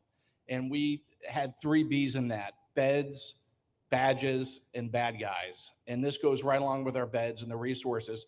And I give the governor, Ron DeSantis, a lot of credit for stepping up and making sure that we all work together, because at the end of the day, even if sometimes there are skirmishes, as a result of the back and forth, we ended up with a better bill, and we all win. And what we're doing here in Florida hopefully will happen all across the country. You've done, your leadership is amazing. Keep up the great work, and just know that Florida loves President Donald J. Trump. Thank you very much, Joe. Appreciate it for a long time. Appreciate it. By the way, Okeechobee is something that we did together also, and that was a lot of money spent. I hope it was well spent. I know we did a Rolls-Royce job, but it's a lot of money that we spent out there together. And how is it going? You can delegate that to us, because we move faster than the Army Corps. Good. So we will finish that reservoir. Good. If you delegate it to us, I'll get it done and much quicker. Oh, I would do that. Yeah. I'll tell you, let me ask myself permission. Permission granted. Go ahead, get the thing, get it complete. You want to do All right, that? we're gonna go talk Go to ahead, the Army do it. Corps Good. then after this. Good. You can move faster, actually. Please. I think it, oh. No, sir, just first on behalf of the men and women of ICE, we just want to thank you for allowing us to do our job again. You know, your vision and under Secretary Noem's leadership, this is what the American people want. And I hope that you see great results of what we're doing out there every day at getting the worst of out of our communities. Because of you and Secretary Noem, I have the privilege to lead one of the most premier and the finest law enforcement agencies that we do have in the United States. And the men and women of HSI and ERO Miami do incredible work, like you highlighted. And with the governor in the state of Florida, the partnership in Florida has been amazing. The 287G program is only going to help us to identify all those known gotaways and get the worst of the worst out of the neighborhoods. And through our Homeland Security Task Force, we are going to make America safe again. So thank you very much to both you and the Secretary. Thank you, Todd. Great job. Really great job you're doing. Thank you. Please. Good morning, Mr. President. Hi. Thank you so much for coming. Again, as Garrett Ripp, I'm the Field Office Director for ICRO here for the Miami Field Office. Incredible collaborative work we've been doing together, working with the state, working with our local partners. And again, just the 287G is going to open up that aperture and allow us to get those bad hombres off the street and get them Right. into this facility. And we're looking forward to it. And again, just appreciate all your support. Thank you. Always thank you. You've always been so great. Thank you very much. Please. Good afternoon, Mr. President. On behalf of Air Marine Operations, my name is Andres Blanco. I'm the Executive Director for Southeast Region. AMO continues to execute and support your executive orders. Air Marine Operations brings a unique capability, both the air and the maritime domains. And in partnership with our Border Patrol, OFO officers, and ERO, we continue to conduct effective operations, both interior, along the border, and along the maritime approaches. Thank you very much. Good job. Good afternoon, Mr. President. Jose Figueroa. I am the acting special agent in charge for Homeland Security Investigations here in South Florida, and our office covers from Key West to Fort Pierce. Tremendous collaboration here with the state and our federal partners.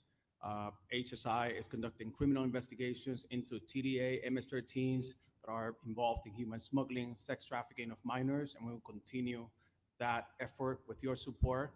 Governor DeSantis, thank you very much for this facility. Looking forward to continue the great work. Thank you. Thank you very much. Steve, would you like to say something? Our star. Thank you, Mr. President. I just want to say on a personal note, getting to watch what you've done over the last 5 months to deliver on a 50-year hope and dream of the American people to secure the border. When President Trump came into office on January 20th, the United States had endured the largest wave of illegal immigration in human history.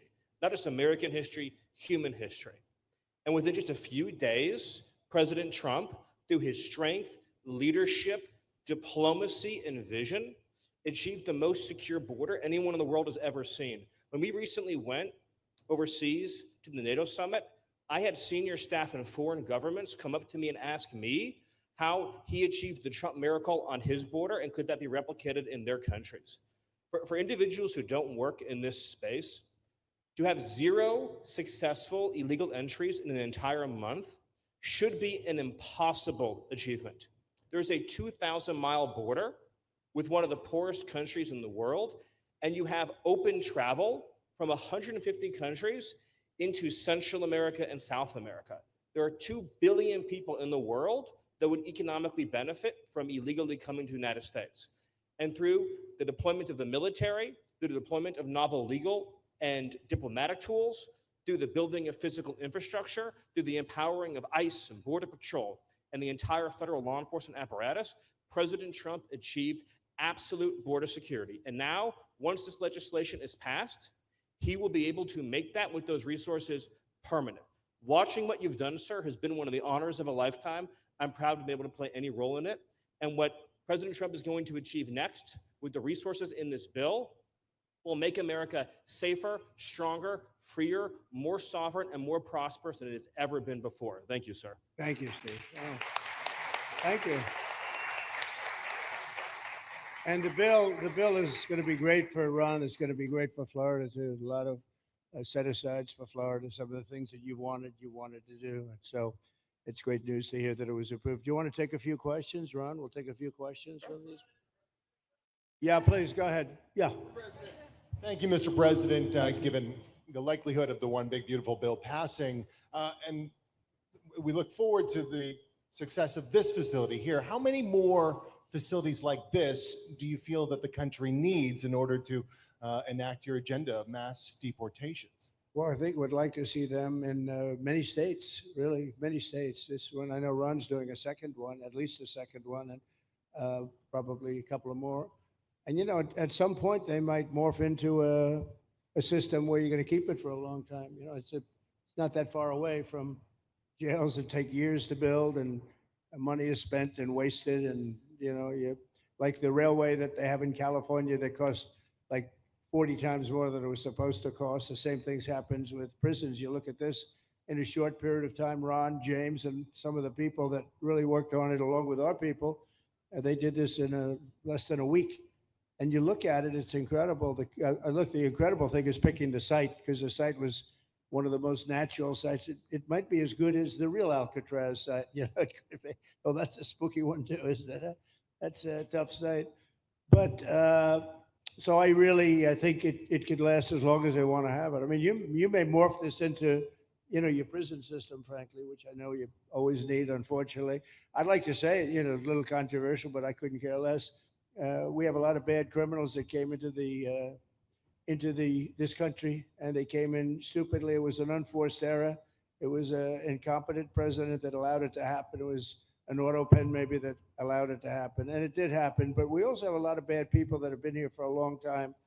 People that whack people over the head with a baseball bat from behind when they're not looking and kill them. People that knife you when you're walking down the street. They're not new to our country. They're old to our country. Many of them were born in our country. I think we ought to get them the hell out of here too. You want to know the truth. So maybe that'll be the next job that we'll work on together. But I think getting them out, you know, we forget about them. We had some bad accidents in New York. And they're not accidents. They were done very much in purpose. People being pushed into a subway just before it arrives, going 40 miles an hour. And they're 10 feet away from where the thing is to get pushed right into the face of the subway train, get whacked and killed. These are sick people. I'd like to get them out of here too. Yeah, please, go ahead. White shirt, glasses.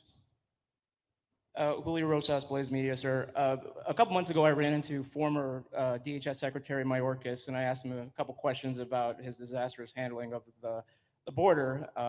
He didn't like my questions. But the number one question that I heard from people in responding to my video was, why hasn't he been arrested yet? You know, obviously you guys are cleaning up the mess that was made deliberately for the past 4 years. And so people want accountability. It's great to see that the border is secured, and it's great to see the state level cooperation. But I guess I would ask you, why hasn't he been held accountable, or Yeah. anybody really? Well, you been held know, accountable? pardons were given out by many to many people, and they shouldn't have been given out. Like the Unselect Committee of Political Thugs was given a pardon because they destroyed all of the information from 2 years of hearings, and they should be arrested, but they were given pardons. Was he given a pardon, Mayorkas? Was he not? I don't believe so. Well, sir. I take a look at that one because what he did is it's beyond incompetence. Something had to be done. Now, with that being said, he took orders from other people, and he was really doing the orders. And you could say he was very loyal to them because it must have been very hard for him to stand up and sit up and talk about what he allowed to happen to this country, and be serious about it. So he was given orders. If he wasn't given a pardon, I could see looking at that. In fact, why don't you take a look at it, Kristen? He was impeached, but yeah, it was just a fake impeachment. It was a fake impeachment. Why don't you take a look at it? I think he was so bad. They were all so bad. Look, it was the worst president in the history of our country. We've had some bad ones, but he was the worst president. But somebody told Mayorkas to do that, and he followed orders, but that doesn't necessarily hold him harmless. So take a look at it. Very good question, actually. Thank you. Yeah, please. Go ahead. Mr. President, you and the Secretary have both said that many people have self-deported since you came back into office. Yeah. How many is many, and has the rate gone up? How do you see the tempo of that moving forward Sure. going on?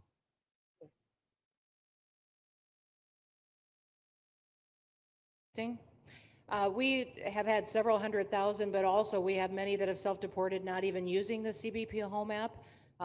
When I have gone to these other countries to negotiate security agreements and information sharing on criminals, who's coming and going into their countries, they report that hundreds of thousands have come home that weren't on our radar, that they are coming home on their own and self-deporting because they want the chance to be able to go back to America someday. So we believe it's over 1 million, possibly more than that. I'm asking all of those countries for their information on what they have of individuals that may have returned home, that they have taking advantage of their programs to help them become a part of their civilization again too. So we know it's over 1 million, but we have to, I'm getting more information and that number will grow. If they don't leave, they never get the chance to come back. If we have to take them out, and we will, they'll go out, but they never get a chance to come back. The other way, we actually make it a little bit easier for them to come back. Okay, thank you. Good question. Thank you. The bill is now passed in the Senate, but we are already hearing from some Republicans in the House who say they cannot get on board with the changes that were made to the bill in the Senate. What is your message to those holdouts? Well, I just heard that about the Senate, and the bill just passed, and it tells you there's something for everyone. I mean, it's a great bill.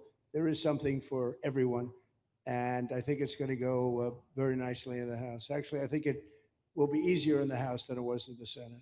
And just to be clear on the Medicaid cuts, you've promised not to cut Medicaid, said this is all just targeting waste, fraud, and abuse. Are you saying that the estimated 11.8 million people who could lose their health coverage, that is all waste, fraud, and abuse? No, I'm not saying that. I'm saying it's going to be a very much smaller number than that, and that number will be waste, fraud, and abuse. And if you look, they took a much more liberal stance on the Medicaid situation than they could have. They had a tough stance and a weak stance. They took not a very strong stance on that to start off, and it's waste, fraud, and abuse, and everybody wants that covered. What number is that? What analysis are you seeing? I'm not seeing a number, but I know it's much less than the number you gave. And we really were very, very cognizant of three things.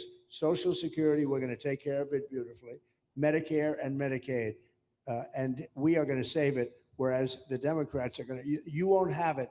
They will destroy Medicare and Medicaid, and they have to because their numbers don't work. So it's not going to happen. They're the ones that have destroyed Medicare. They have made it so bad already, they're going to make it a lot worse. But now we'll be in charge, so we're going to have no problem with Medicaid or Medicare or Social Security. Thank you. Yeah. Claire Gall with Wink News in Fort Myers. What is your direction to ICE when it comes to arresting farm workers here illegally, other workers in industries that are pretty critical to Florida's economy? Yeah. Well, we're very much cognizant of that. And as you know, I won the farmers by 92%, and I'm not going to be abandoning my farmers. We were strong on the borders, but we're also strong for the farmers and for others in the hotel industry, et cetera. You know, we have similar situations. And Christie and I, and we'll be working with Ron and a lot of the states. We're going to work something where the farmers can be responsible for some of the people that have, and they have people around for 10, 15 years that they know very well. We're going to put them responsible and we're going to issue a form of a card or document, and the farmer is going to be responsible for these people. They're not going to have citizenship, but they'll be working, they'll be paying taxes. We need to get our farmers the people they need. Otherwise, our farmers aren't going to be able to do their land. You know, it was tried once before, many, many years ago, where there was a very strong guy, and he got everybody out, and every farm almost in the country, but every farm in California, every farm in Iowa, almost all the farms went bankrupt. They had nobody to work, and we don't want to have that situation. So we're going to work it. We're going to put our farmers and others in charge of the people that they have under them. They know the people, and I think it's going to work out really well. We're going to take care of our farmer, but we're going to get the criminals out. Okay? Yeah, go ahead, please.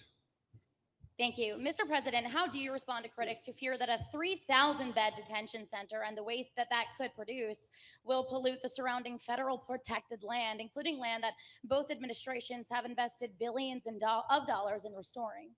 Well, I was one of those that invested billions of dollars and hundreds of millions of dollars right here in the Meadowlands, but in the Everglades, and the Meadowlands too in New York. If you look at what we did up there, speaking of the Meadowlands, a lot of places like this, but this is a very unique one. One thing I'll say about this land, we'll be gone a million years and this land is still going to be here. It's not going to be much different. You'll have the water moccasins, you'll have the alligators. You may not have people, but you're going to have all those animals. They're going to be around, and you got plenty of them out here. I think it was a brilliant choice, and I think almost anybody in his or her right mind would say this was a brilliant choice. I give the governor a lot of credit for using this piece of land. And in addition to that, it's on top of something that was already developed. It's an airport. You know, you have the runways, you have so it's already been developed. So it's not like you're dropping dirt right into the thing. There was zero movement of that. That was done many years ago because the airport's very old, but it was an abandoned railroad, an abandoned airport. And frankly, it's like perfect. And you can do expansion on this site substantially without doing anything. So the people, I heard them complaining about the Everglades. There's no, I don't think you've done anything to the Everglades. I think you're just enhancing it. This was already here. How long has the airport been here? Decades. Many decades, yeah. And they have, Kevin, all these guys, you know, have a waste plan, like the wastewater gets trucked out, potable water gets, literally, they have, even our DOT has put things up in case there's any seepage, which we don't. So you are literally doing this on concrete that's already here. So I don't think those are valid and even good faith criticisms, because it's not going to impact the Everglades at all. President's been a champion. We've been a champion, really changed the game in Florida on it. I think it's just people don't want to see illegal immigrants deported, and that's their ideology, and they have a right to that. But illegal immigration is unpopular. So they know that they're going to have less effect trying to do it. So they're going to try, oh, well, no, it's just about the Everglades. But really, I think a lot of those people, they just don't want to see illegals deported. Because if you actually hear everyone's here, you obviously know there's zero land that's being disturbed. Well, you know, when we talk about popularity, though, I will say I ran on the issue of illegals and we have to get them out. And I won 82% on that issue. So I think that they may not like certain aspects of it, but ultimately they do not want them in their country. And if this is a part of a use, but I think from an environmental standpoint, it's incredible. In fact, when we landed that very big, heavy plane today, they came out and checked it fairly. You know, I think they want the president to be able to land on a piece of concrete that's not going to go 6 feet underground. And they checked it. They came back and they said, this thing is really solid. So it's been there a long time. It's going to be here a long time. And it was a great choice of a site. Thank you. Yes, please. Brian, go ahead. Yes, sir. The people of Syria were recently seen on the streets waving American flags, chanting Trump, Trump, Trump. They're so appreciative of the economic sanctions that was lifted on that country, giving them a little bit of hope for prosperity. You want to comment on that? Well, they're great people, and the man that is leading them has a reputation. You know, he's the head of some pretty tough organizations, and a lot of people criticized me for that. I said, well, what are we going to do? Take him out of a day school, a country day school? It's going to be, by nature, I would think, Ron, they'll He'll be pretty tough, and he is pretty tough. But I met him, spent a lot of time with him. Good guy. I took off the sanctions because if I didn't do that, they wouldn't have had a chance. And Syria has a chance. You know, the people are great. They work hard. They're very smart. It used to be a place of professionals, accountants, and lawyers, and doctors, and high academic credentials in that part of the world. And I think it's going to work out great. I took off the sanctions, and they were very appreciative. They were shocked, but they were very appreciative. We're giving them a chance at survival. With the sanctions, it couldn't have worked. Thank you. Yeah. Mr. President, your beloved New York City may well be led by a communist soon, Zorhan Mandami, who in his nomination speech said he will defy ICE and will not allow ICE to arrest criminal aliens in New York City. Your message to communist Zorhan Mandami. Well, then we'll have to arrest him. Look, we don't need a communist in this country, but if we have one, I'm going to be watching over him very carefully on behalf of the nation. We send him money. We send him all the things that he needs to run a government. And by the way, they get about 3 times what you get, Ron. If you look at the per capita, Florida gets 1/3 of what New York gets in terms of the numbers. Why don't you give us those numbers?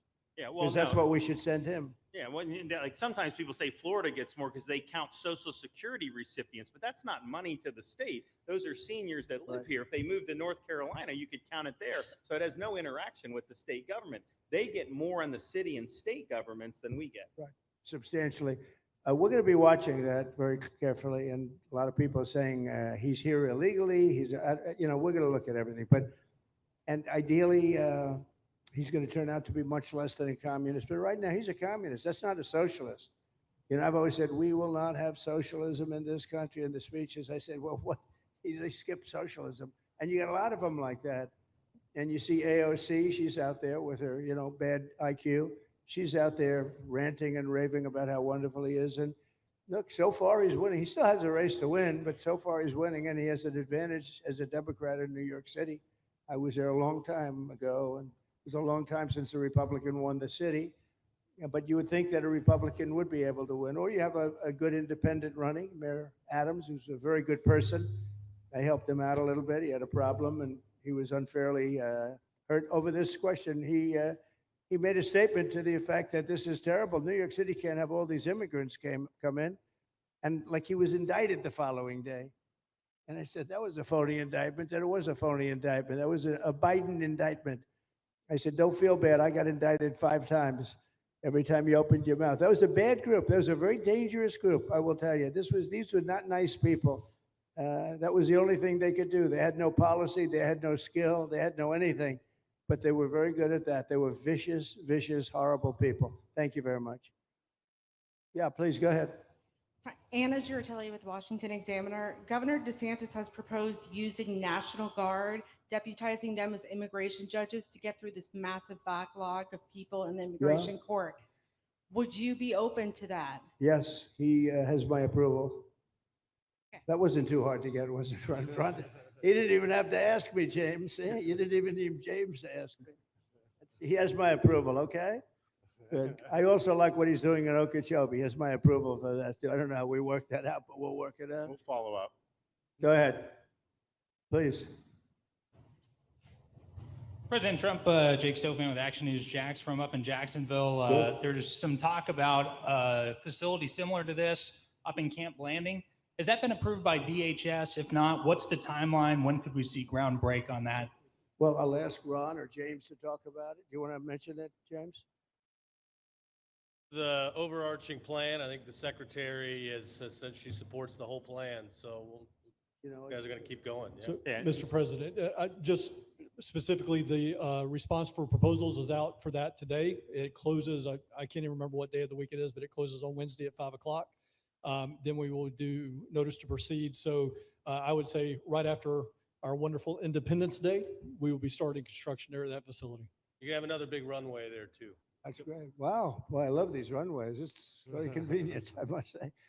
Having a runway is a nice thing. Today, you don't get runways approved. I will tell you, it's tough to get a runway.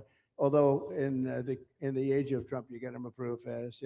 We're approving massive electrical bins, what they call them bins, but big electrical facilities for the all of the factories and the AI that's coming in. They're going to build their own electric. They're going to be really, they're going to be made into electrical providers. They're going to have a lot left over. They'll put it into the grid. I think, well, you know, they're going to end up doing so much. They'll put it into the grid. Won't even cost anything from their standpoint. But so we have a lot of that happening. We get approvals fast. So, but I was just saying runways are hard to get, but we'll get them now. But in the past, I would say over the past 30, 40 years, when you can get a runway, that was considered gold. Okay, please go ahead. Go ahead. Sure.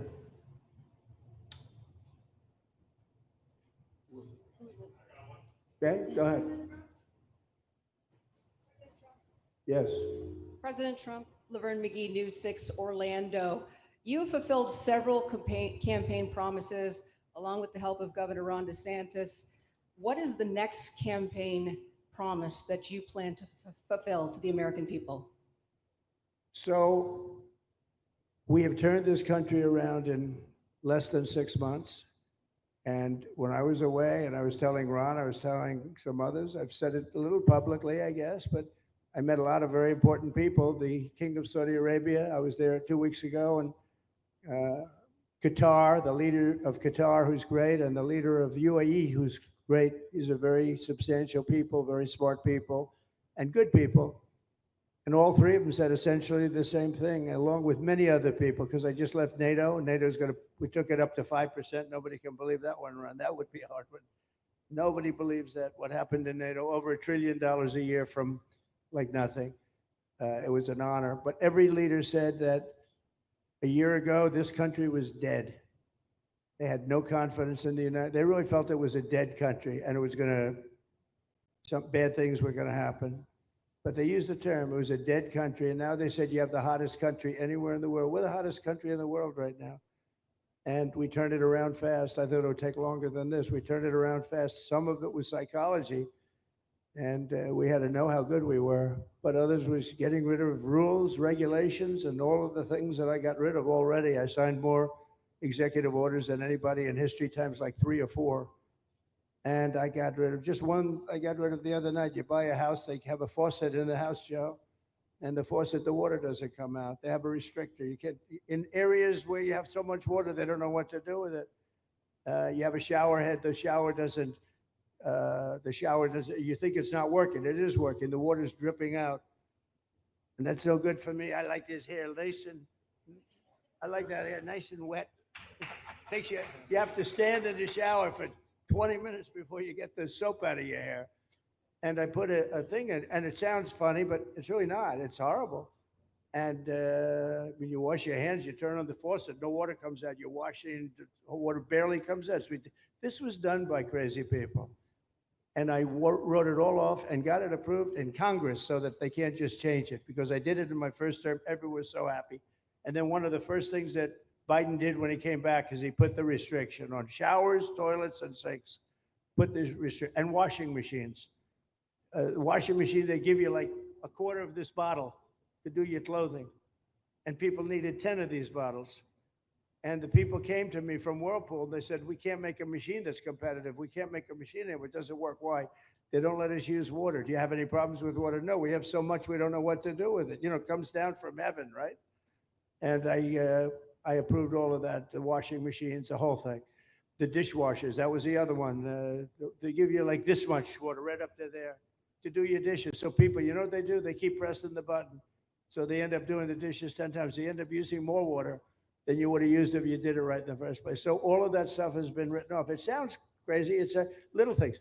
The straw, I let you go back to a plastic straw. I was tired of having straws melt in my mouth, you know? It wasn't working. The paper wasn't working too well. So these are little things that I did.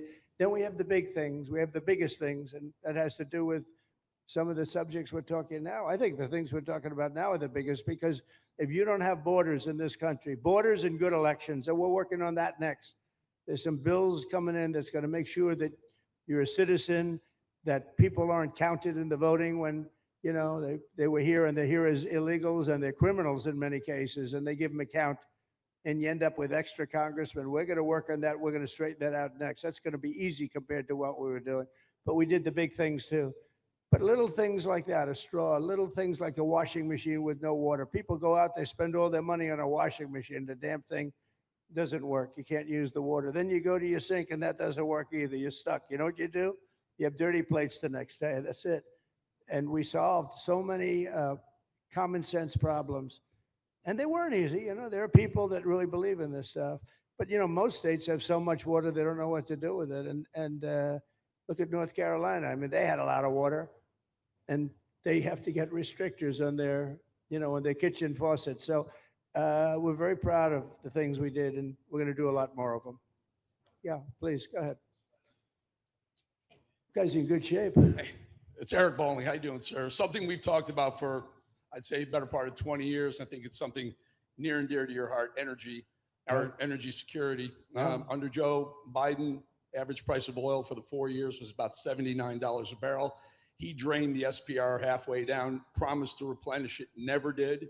Right. Under you, first term, $53 average price for 4 years. Biden was $78 for 8 years. It was never refilled. The question is now it's $64 or so. Yeah. What coming down rapidly.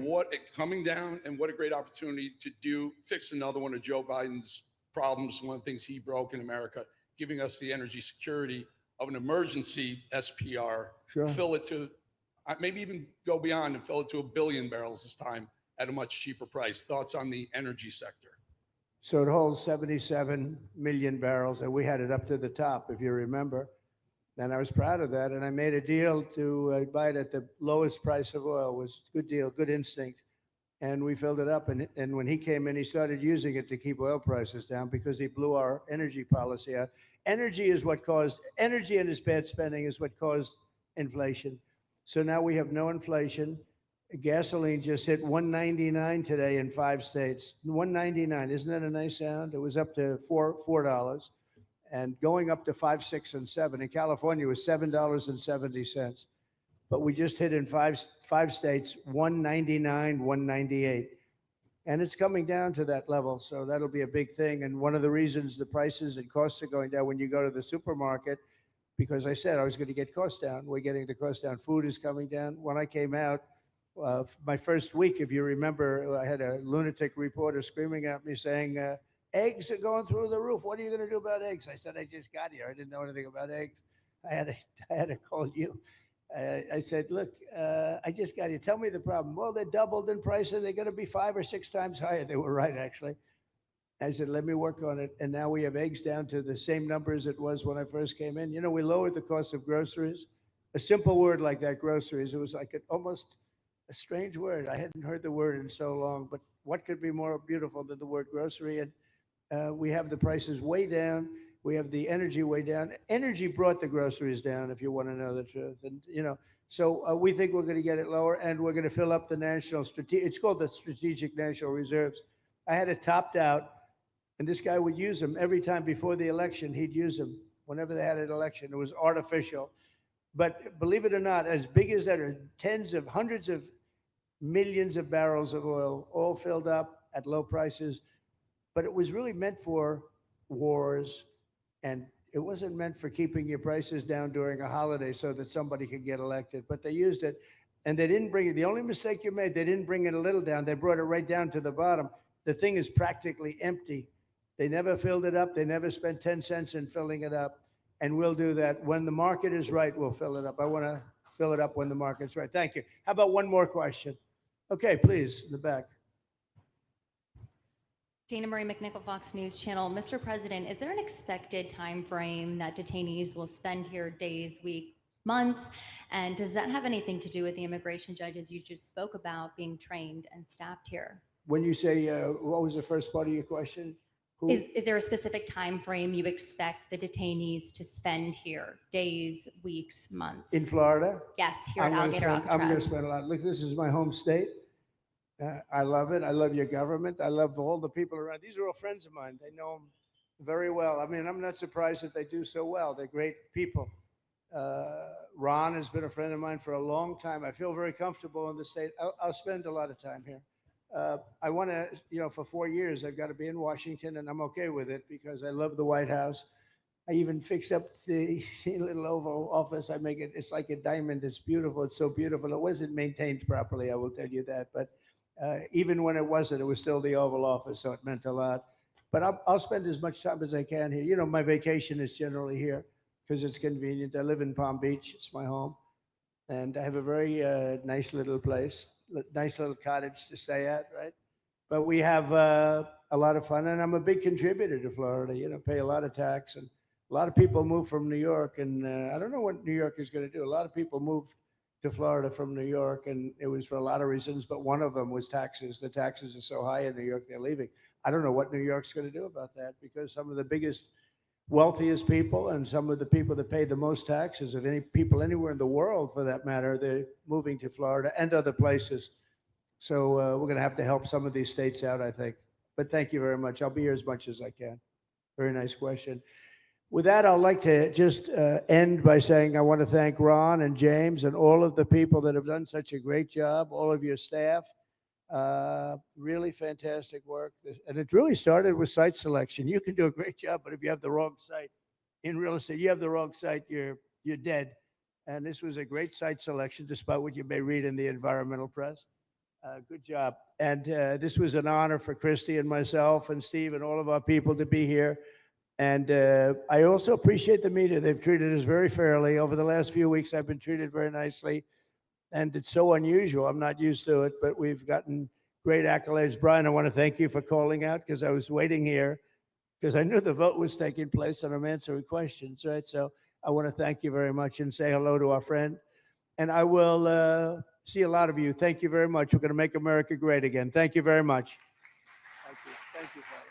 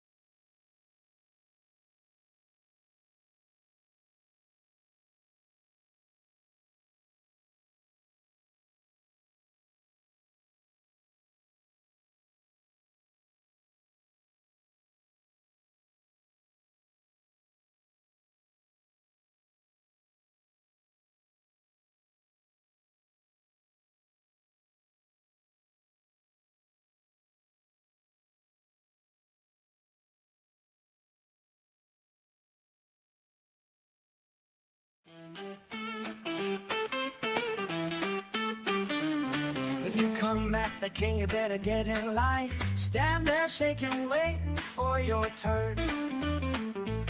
Behind the old fort, just heed this alert. You better finish what you start. The media clouds on for the attack, but I stand 6 feet above the ground, because you can't keep a good man down. Come on, take your best shot. Pump my fist, give me what you got. 'Cause you can't keep a good man down. Come on, take me to my grave. I'll rise again and again and say, you can't keep a good man down. No! You can't keep the good man down. 'Cause you can't keep a good man down. In America, we don't worship government. And you can't keep a good man down. And you can't keep a good man down. We worship God. Come on, take your best shot. Pump my fist, give me what you got. Why does he keep calling you Rosie? I don't know. Maybe he has an enlarged medulla oblongata.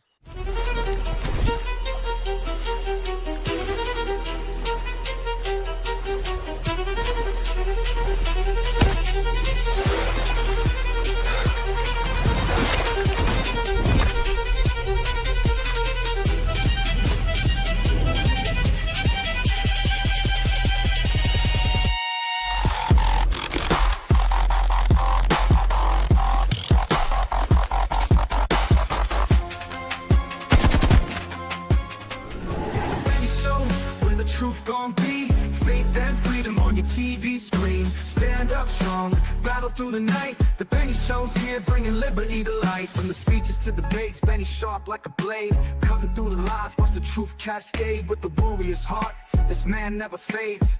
You know it's prime time when Benny invades. From saving the nation to stories untold, the Benny Show's a storm, see the truth unfold. Stay in the loop, let freedom take hold. Salting all the libs, soul never sold. It's the Benny Show, where the truth gon' be. Faith and freedom on your TV screen. Stand up strong, battle through the night. The Benny Show's here, bringing liberty to light. Liberty to light. Bringing liberty to light. Liberty to light. Bringing liberty to light. From the speeches to debates, Benny sharp like a blade, cutting through the lies, watch the truth cascade. With the warrior's heart, this man never fades. You know it's prime time when Benny invades. From saving the nation to stories untold, the Benny Show's a storm, see the truth unfold. Stay in the loop, let freedom take hold. Salting all the libs, soul never sold. It's the Benny Show, where the truth gon' be. Faith and freedom on your TV screen. Stand up strong, battle through the night. The Benny Show's here, bringing liberty to light. Bringing liberty to light. Bringing liberty to light. Bringing liberty to light. Bringing liberty to light.